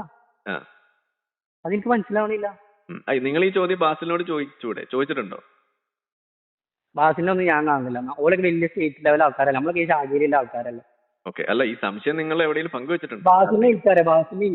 ബാസിലിനെ ഇന്ന അറിയലുണ്ടാവില്ല. ചിലപ്പോ കണ്ടാ ചിലപ്പോ അറിയാമെന്ന് അറിയില്ല. അവർക്ക് ഭയങ്കര തിരക്കുള്ള ആൾക്കാരല്ല. നമ്മൾ ഈ ശാഖയിൽ മാത്രം ഇങ്ങനെ പ്രവർത്തനവും കാര്യങ്ങളും. അപ്പൊ വിസ്ഡത്തിൽ അപ്പൊ ഇങ്ങനെയുള്ള സംശയാലുക്കൾ കൂടി വരികയാണ് ബാസിൽ കാരണമാണ്. പിന്നെ നിങ്ങളെ പോലത്തെ ആൾക്കാരത് ഇത് കണ്ടിട്ട് ഈ സോഷ്യൽ മീഡിയയിൽ ഉള്ളത്. പിന്നെ കാര്യം പറഞ്ഞല്ലോ, ബാസിൽ പറയുന്നത് ശരിയാണോ നോക്കാനുള്ള ഒരു ഇത് വന്നത്, ഇതിൽ ഇതൊക്കെ എഴുതി വെച്ചിട്ടുണ്ട് എന്നുള്ളത് നിങ്ങളെ തള്ളു പൊളിക്കാൻ വേണ്ടിയിട്ട് ഞാൻ നോക്കിയതാണ്. അങ്ങനെയാണ് കഴിഞ്ഞു പോയത്. അത് രണ്ടു കൂട്ടരുണ്ടായതുകൊണ്ടാണ്. ഒരു കൂട്ടരുണ്ടെങ്കിൽ കുഴപ്പമില്ല. ഇനി വെച്ചാൽ നിങ്ങളെ ലബില് മാത്രമാണെങ്കിൽ കുഴപ്പമില്ല. ഈ സോഷ്യൽ മീഡിയയുടെ കാലത്താണ് നമ്മൾ ഇങ്ങനത്തെ കുറെ ആൾക്കാരുണ്ട് എന്നുള്ളത് നിങ്ങളതൊക്കെ നമ്മൾ കാണാൻ തുടങ്ങുന്നത്. അപ്പൊ നമ്മൾ പറയാറുണ്ട് ഇന്റർനെറ്റ് ഇസ്ലാമിന്റെ അന്ത്യം കുറിക്കും, ബാസിൽ പറയുന്നു ഒന്നും സംഭവിക്കില്ല എന്ന്. അതിനോട് നിങ്ങൾ യോജിക്കുന്നുണ്ടോ? ഒരിക്കലും യോജിക്കൂല. കാരണം ഈ ഹദീസും ഈ ആയത്തും aljazeera.com ഒന്നും ഇല്ലാന്നുണ്ടെങ്കിൽ ഞാൻ ഇപ്പൊ നിങ്ങൾക്ക് ഫോൺ വിളിക്കില്ല. കാരണം ഈ aljazeera.com sunna.com ഈ പറഞ്ഞ എന്താണ് സോഷ്യൽ മീഡിയയിലുള്ള ഈ പേജസ് നിങ്ങളെ പോലത്തെ മെയിനായിട്ട് ഇപ്പൊ നിങ്ങളൊക്കെ ഇതൊക്കെ പറഞ്ഞു വിചാരിച്ചോളി, ഞാൻ വിശ്വസിക്കൂല. പക്ഷെ ഈ തഫ്സീറിലും ഈ ഹദീസൊക്കെ എങ്ങനെ തള്ളും? ഈ ഖുർആൻ എങ്ങനെ തള്ളും? അതാണ് ഇപ്പം ഈ ഖുർആനെ അല്ലാതെ ഈ പറഞ്ഞ കാര്യങ്ങളൊക്കെ ഹദീസാണ് ഇങ്ങനെ അതൊക്കെ തള്ളിക്കാണും. പക്ഷെ ഖുർആനെ തള്ളാൻ പറ്റൂലല്ലോ, അതിലെ കാറ്റലോഗ്. അപ്പൊ ഖുർആനിൽ വന്നതാണ് വിഷയമായത്. ബാക്കിയുള്ളതൊക്കെ നമുക്ക് ഒഴിവാക്കാന്ന് വിചാരിക്കാം. അപ്പൊ എന്തായാലും പൊതുവേദിയിൽ അപ്പൊ ബാസിൽ വന്നേ പറ്റുള്ളൂ എന്നാണ് നിങ്ങളും പറയുന്നത്. പൊതുവേദിയിൽ ബാസി വരും വേണം, ഇതിന് വ്യക്തമായിട്ടുള്ള മറുപടി തരും വേണം. അല്ലെങ്കിൽ ഞാനടക്കം ഒരുപാട് ആൾക്കാർ അതിലുമ്പോ കയറി പോയില്ല അവസ്ഥയിൽ ഏതെങ്കിലും ഒരു ഭാഗത്തേക്ക് ചാടും. ആ ചാട്ടം ഇതിൽ കേൾക്കൂല, മറ്റേ കേൾക്കണമെന്ന് മാത്രം. അത് ശരി. അപ്പൊ ഞാൻ ചോദിക്കണത്, ഇപ്പൊ ഇങ്ങനെ പോകുമ്പോ നിങ്ങളുടെ ഈമാനല്ലേ പോയത്? അതിപ്പോ നമ്മളെ പ്രശ്നമല്ലല്ലോ. അതെ. അപ്പൊ അതിന് വഴിവെച്ചത് ഈ മതം പ്രചരിപ്പിക്കാൻ വേണ്ടി നടക്കുന്ന ആളുകളാവുമ്പോ ഇത് സത്യത്തിൽ അവർ ചെയ്യുന്ന പണി അത് ബാക്ക് ഫയർ ചെയ്യല്ലേ ചെയ്യുന്നത്, അതിന്റെ കൗണ്ടർ പ്രൊഡക്റ്റീവ് ആവല്ലേ ചെയ്യുന്നത്. സത്യം. ഞാൻ പറയട്ടെ, ഈ മറ്റേ നമ്മളെ സംഘടനയിലെ നമ്മളെ ബാസി അറിയുന്ന വ്യക്തി നിങ്ങൾക്ക് മറുപടി പറയാൻ ഇങ്ങനെ ചാനൽ തുടങ്ങിയിട്ടില്ലെങ്കിൽ ചിലപ്പോൾ ഞാൻ അങ്ങനെ ആയിട്ടുണ്ടാവില്ല. കാരണം ഞാൻ ബാസിനെ ഫോളോ ചെയ്യുന്ന ആളാണ്, ബാസിന്റെ ചാനൽ സബ്സ്ക്രൈബ് ചെയ്യുന്ന ആളാണ്. അപ്പം ബാസി പറയണ കേൾക്കുമ്പോൾ നിങ്ങൾ പറയണ കേൾക്കുമ്പോൾ ഇവര് നമ്മൾ ഈ ഖുറാനും ഹദീസും പോയി നോക്കുമ്പോൾ നിങ്ങൾ പറയുന്നതാണ് ശരിയായി വരുന്നത്. അവിടെയാണ് വിഷയം കിടക്കുന്നത്. അപ്പൊ നമ്മൾ ഈ എന്താണ് ബാസി ഇപ്പൊ ഇങ്ങനെ യൂട്യൂബ് ചാനൽ തുടങ്ങിയിട്ടില്ല നിങ്ങൾക്ക് മറുപടി പറയാന്. ബാസി യൂണിയർമാർ ഇങ്ങനെ ചാനൽ തുടങ്ങിയിട്ടില്ല മറുപടി പറയാൻ, അങ്ങനെ വിചാരിച്ചോളൂ. അങ്ങനെയാണെങ്കിൽ ചിലപ്പോൾ ഈ വാദത്തിൽ എത്തിയിട്ടുണ്ടാവില്ല. ശരി. ഇതിപ്പോ അത് തുടങ്ങി നിങ്ങൾ അത് കാണാൻ ഇടയായതുകൊണ്ടാണ് ഇപ്പൊ ഇങ്ങനെ കയ്യാലപ്പുറത്തെ തേങ്ങ അല്ലെങ്കിൽ അയിലമത്തെ കോഴിയായത്. 2 വർഷത്തും കാണാൻ തുടങ്ങി. പിന്നെ ആ ജൗനിന്റെ തോട്ടൊന്നും എങ്ങനെ നമുക്ക് ക്ലിയർ ആവണില്ല. നമ്മൾ സ്വന്തം ഭാര്യനോട് ശരീരം ദാനം ചെയ്യാൻ പറയോ, അല്ലെങ്കിൽ നമ്മൾ കല്യാണം കഴിച്ചിട്ട് കല്യാണം കഴിക്കാതെ. പക്ഷെ ബാസിൽ പറയുന്നത് ആ നുണയൊക്കെ പൊളിച്ചെന്നാണല്ലോ, ഞാനത് പറഞ്ഞ നുണയാണെന്നാണല്ലോ പറയുന്നത്. അപ്പോഴോ അത് സുന്ന.com റെഫർ ചെയ്യണ ഇന്റെ പോലത്തെ ഞാൻ പറഞ്ഞു 1% ഒരാളുണ്ടാവൂലേ ഈ 99 ആൾക്കാരെ മാറ്റി വെച്ചിട്ട് അങ്ങനത്തെ ഒരു സംഭവം. ശരി. ഇപ്പൊ കഴിഞ്ഞ ദിവസം അവര് ഈ ഫോൺ കാണുന്ന ഈ സുന്ന.com ബഷീറും ഒന്നും എന്റെ കയ്യിൽ ഇല്ലാന്നുണ്ടെങ്കിൽ ഞാൻ ഇപ്പൊ ഈ ആശയത്തിൽ എത്തൂല. എനിക്ക് ഇതൊക്കെ നോക്കിയപ്പം ഇവരിത് ഹദീസ് പറയാനൊക്കെ എടുത്തിട്ട് സുന്ന.com ആണ്. അപ്പൊ ഇത് ഹദീസ് എല്ലാം സ്വീകരിക്കുമല്ലോ. അപ്പൊ ഈ ഹദീസ് തെറ്റാന്ന് പറയണില്ല. അപ്പൊ നമ്മൾ പറയുന്നത് വെച്ചാല് മറ്റേ കല്യാണം കഴിക്കാൻ പോയി ചായ കുടിക്കാൻ പോയ ഒരു സ്ത്രീന്റെ മുഖത്തേക്ക് എങ്ങനെ കൈ പൊക്കുക. അതെ. ഇപ്പൊ ഭാര്യയാണെങ്കിൽ തന്നെ ഭാര്യയെ കാണാതെ ഭാര്യക്ക് അറിയാത്ത ആളെയാണോ ഇതുപോലെ പോയി സമ്മതം ചോദിക്കണം എന്നുള്ളത് നമ്മള് ഇതിന്റെ നിയമല്ലേ. അപ്പൊ പിന്നെ എനിക്ക് പെട്ടെന്ന് കത്താൻ വേറെ കാരണമുണ്ട്. അതെ, ഇത് രണ്ടും കൂടി അങ്ങ് ഒക്കൂലല്ലോ, ഈ സീസോ പോലെ അല്ല ഈ ഹദീസ് പെട്ടെന്ന് നിങ്ങൾ പറയുന്നിടത്താണ് ശരി എന്നുള്ളത് ബോധ്യമാവാൻ എനിക്ക് വേറെ റീസൺ ഉണ്ട്.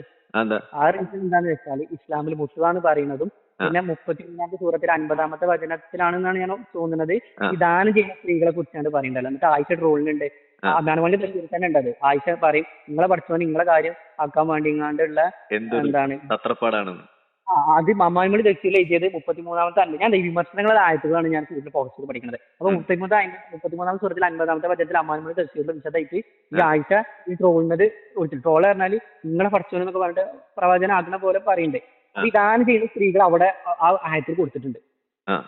പിന്നെ ഇസ്ലാമിൽ മുത്തുവാന്ന് പറയുന്ന സിസ്റ്റം ഉണ്ട് എന്നുള്ളത് എനിക്ക് മനസ്സിലായി. ഈ നമ്മളെ പണ്ടൊക്കെ നമ്മളെ കേരളത്തിൽ പോലും അറബികൾ വന്നുങ്ങാണ്ട് എല്ലാവരും ന്യൂസൊക്കെ ചെറുപ്പത്തിൽ ഞാൻ കണ്ടുങ്ങാണ്ട് ന്യൂസ് അതിൽ ഓർമ്മ ഉണ്ട്. അതൊക്കെ എന്താണെന്ന് അറിയാം. അതൊക്കെ ഇപ്പോഴാണ് ഓർമ്മ വരുന്നത്.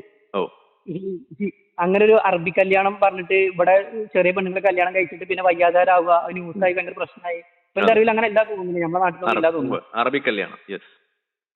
അതൊന്നും എന്താ നമുക്ക് അറിയുന്നില്ല, നമുക്ക് ചെറുപ്പമല്ലേ. ഇപ്പോഴാണ് അപ്പൊ ഈ മുത്തുവിനെ കുറിച്ചൊക്കെ പഠിക്കുമ്പോഴാണ് അതൊക്കെ നമുക്ക് ആ ന്യൂസൊക്കെ പണ്ടത്തെ ഓർമ്മ വരുന്നത്. പക്ഷേ സെർച്ച് ചെയ്യുമ്പോൾ ആ ന്യൂസൊക്കെ ഇപ്പോഴും കാണാൻ പറ്റും, നമ്മൾ ആ പഴയ ന്യൂസുകളൊക്കെ ഇപ്പൊ പഠന സംബന്ധമായിട്ട്. അപ്പൊ ഈ മുത്തുവെന്ന് പറയുന്ന സിസ്റ്റം ദാനം ചെയ്യുന്ന സിസ്റ്റം ഒക്കെ ഈ ഖുറാനിൽ ഉണ്ട് എന്നുള്ളത് ബോധ്യം അതിന്റെ ശേഷമാണ് ഞാൻ ഈ ഹദീസുകൾ കാണുന്നത്. പക്ഷെ ഇപ്പൊ ബാസിലിന്റെ ടീം ബാസിലും ഒക്കെ ഇതൊന്നും ഇല്ല, ഇതൊക്കെ വേറെ എന്തോ സാധനമാണെന്നല്ലേ പറയാ. അപ്പൊ നിങ്ങൾക്ക് എങ്ങനെയാ അത് അങ്ങനെ പറയേണ്ടി വരും. അല്ലാതെ നിങ്ങൾ പറയണ പോലെ ഇവര് നിങ്ങാണ്ട് ഇതിലൊക്കെ എഴുതി വെച്ചത് ഇങ്ങനെയാന്ന് പറഞ്ഞാൽ ഈ മതത്തില് ആരുണ്ടാവുക? ഞാനും പോലെ എല്ലാവരും അറിയി പോകില്ല, എല്ലാവരും പോകില്ല. ആണ്, അത് ശരി. ഇപ്പൊ നിങ്ങളുടെ ഓഡിയോ ഞാൻ പുറത്തു വിട്ടാൽ എന്തായിരിക്കും സ്ഥിതി? പുറത്തു വിടണോ? പുറത്ത് വിടണല്ലോ, ഇത് അറിയേണ്ട കാര്യങ്ങളല്ലേ. പേര് ഞാൻ മറച്ചോളാം, ഡോണ്ട് വറി. ഇങ്ങനെ തന്നെ എഴുതിക്കോളി, എന്റെ കോട്ട കൊടുക്കോളേ. എന്താണ് ബാസിൽ മുറുത്തതാക്കിയ കോയെന്ന് അങ്ങനെ എന്തെങ്കിലും കൊടുത്തോളൂ. ബാസിലാണ് ഇങ്ങനെ ഒരു അയലുമ്പത്തെ ഒരു കോയിന്റെ അവസ്ഥയ്ക്ക് ആക്കിയത്. ബാസിൽ മുർത്തതാക്കിയ കോയ, അതാണോ പേര് പറഞ്ഞത്? അല്ല അങ്ങനെ എന്ത് കൊടുത്താലും പ്രശ്നമില്ല, എന്നുവെച്ചാല് ഇവരാണ് റീസൺ. അത് ശരി. ആദ്യമായിട്ടാണ് ഇങ്ങോട്ട് വിളിക്കുന്ന ഒരാള് കോയ കോളിങ്ങിന് പേരിട്ട് തരുന്നത്. വളരെ നന്ദിയുണ്ട്. അല്ല ഞങ്ങളെ ഇത് ഞാൻ കാണലുണ്ട്. സത്യം പറഞ്ഞാല് ഇപ്പൊ എന്താന്ന് വെച്ചാല് ഞാൻ ഇപ്പം നിസ്കാരം ഇപ്പം 5 നിസ്കാരമൊക്കെ ഇപ്പം വളരെ കുറവാണ്.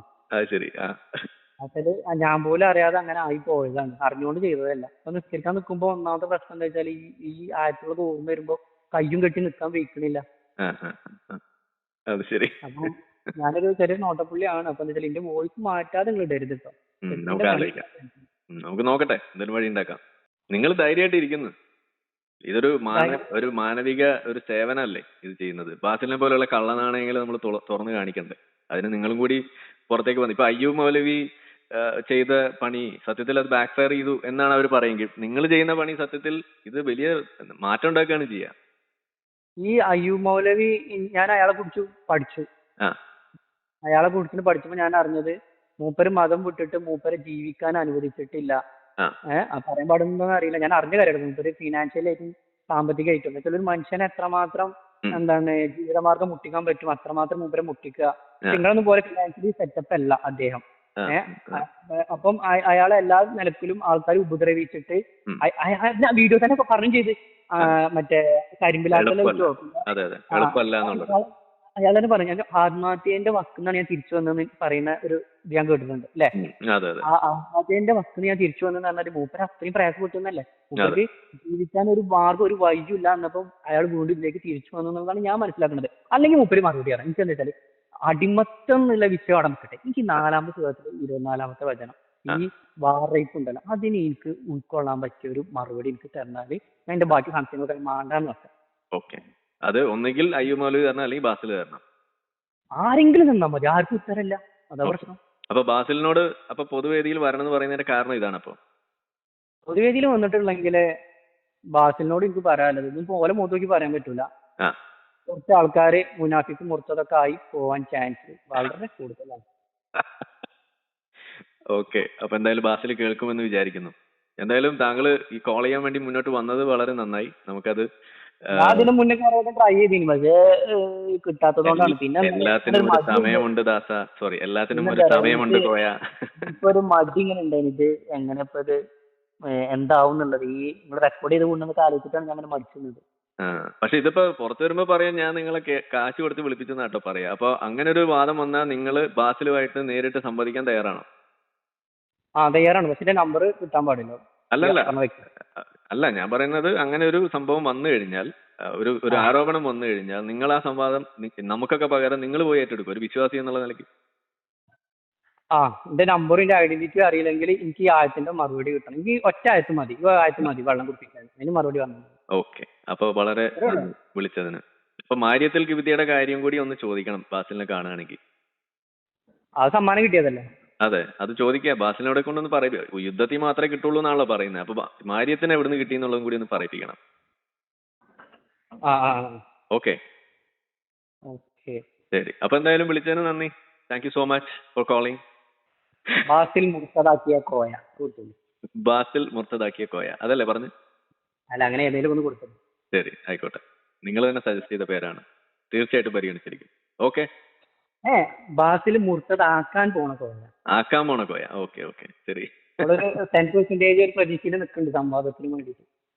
ശരി, ഓക്കെ. അപ്പൊ ഓക്കെ, എന്നാ ശരി.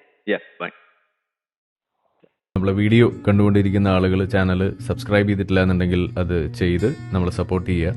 മറ്റു രീതിയിൽ സപ്പോർട്ട് ചെയ്യാൻ ആഗ്രഹിക്കുന്ന ആളുകൾക്ക് അതിൻ്റെ ഡീറ്റെയിൽസ് ഡിസ്ക്രിപ്ഷനിലുണ്ട്. നിങ്ങളുടെ ഓരോ ലൈക്കും ഷെയറും അതുപോലെ കമൻ്റ് ഇടുന്നതും ഈ വീഡിയോ അതിൻ്റെ താഴെ വരുന്ന കമൻറ്റുകൾക്ക് നിങ്ങൾ പ്രതികരിക്കുന്നതെല്ലാം തന്നെ വീഡിയോയുടെ റീച്ച് കൂടുന്നതിന് വലിയ തോതിൽ ഉപകാരപ്പെടുന്ന സംഗതിയാണ്. അപ്പോൾ അതുകൊണ്ട് അതിൽ നിങ്ങൾ ഏർപ്പെടണം എന്നും കൂടി ഞാൻ അഭ്യർത്ഥിക്കുകയാണ്.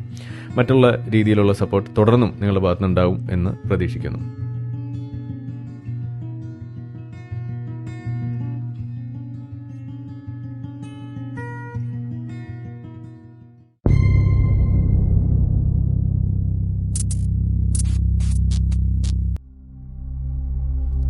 Dingahu Akbar, Dingahu Akbar, Dingahu Akbar, Dingahu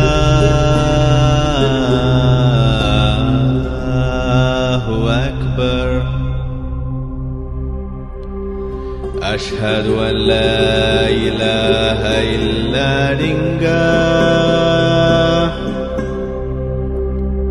Ashhadu an la ilaha illa Dingah. Ashhadu anna mitumu ya Rasulu Dingah. Ashhadu anna mitumu ya Rasulu Dingah.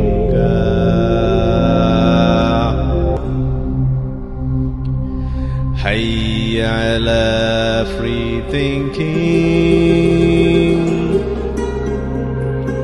Hayya ala free thinking. Hayya ala scientific temper. Hayya ala scientific temper.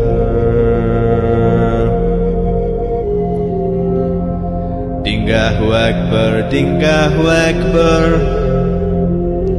La ilaha illa Dingah.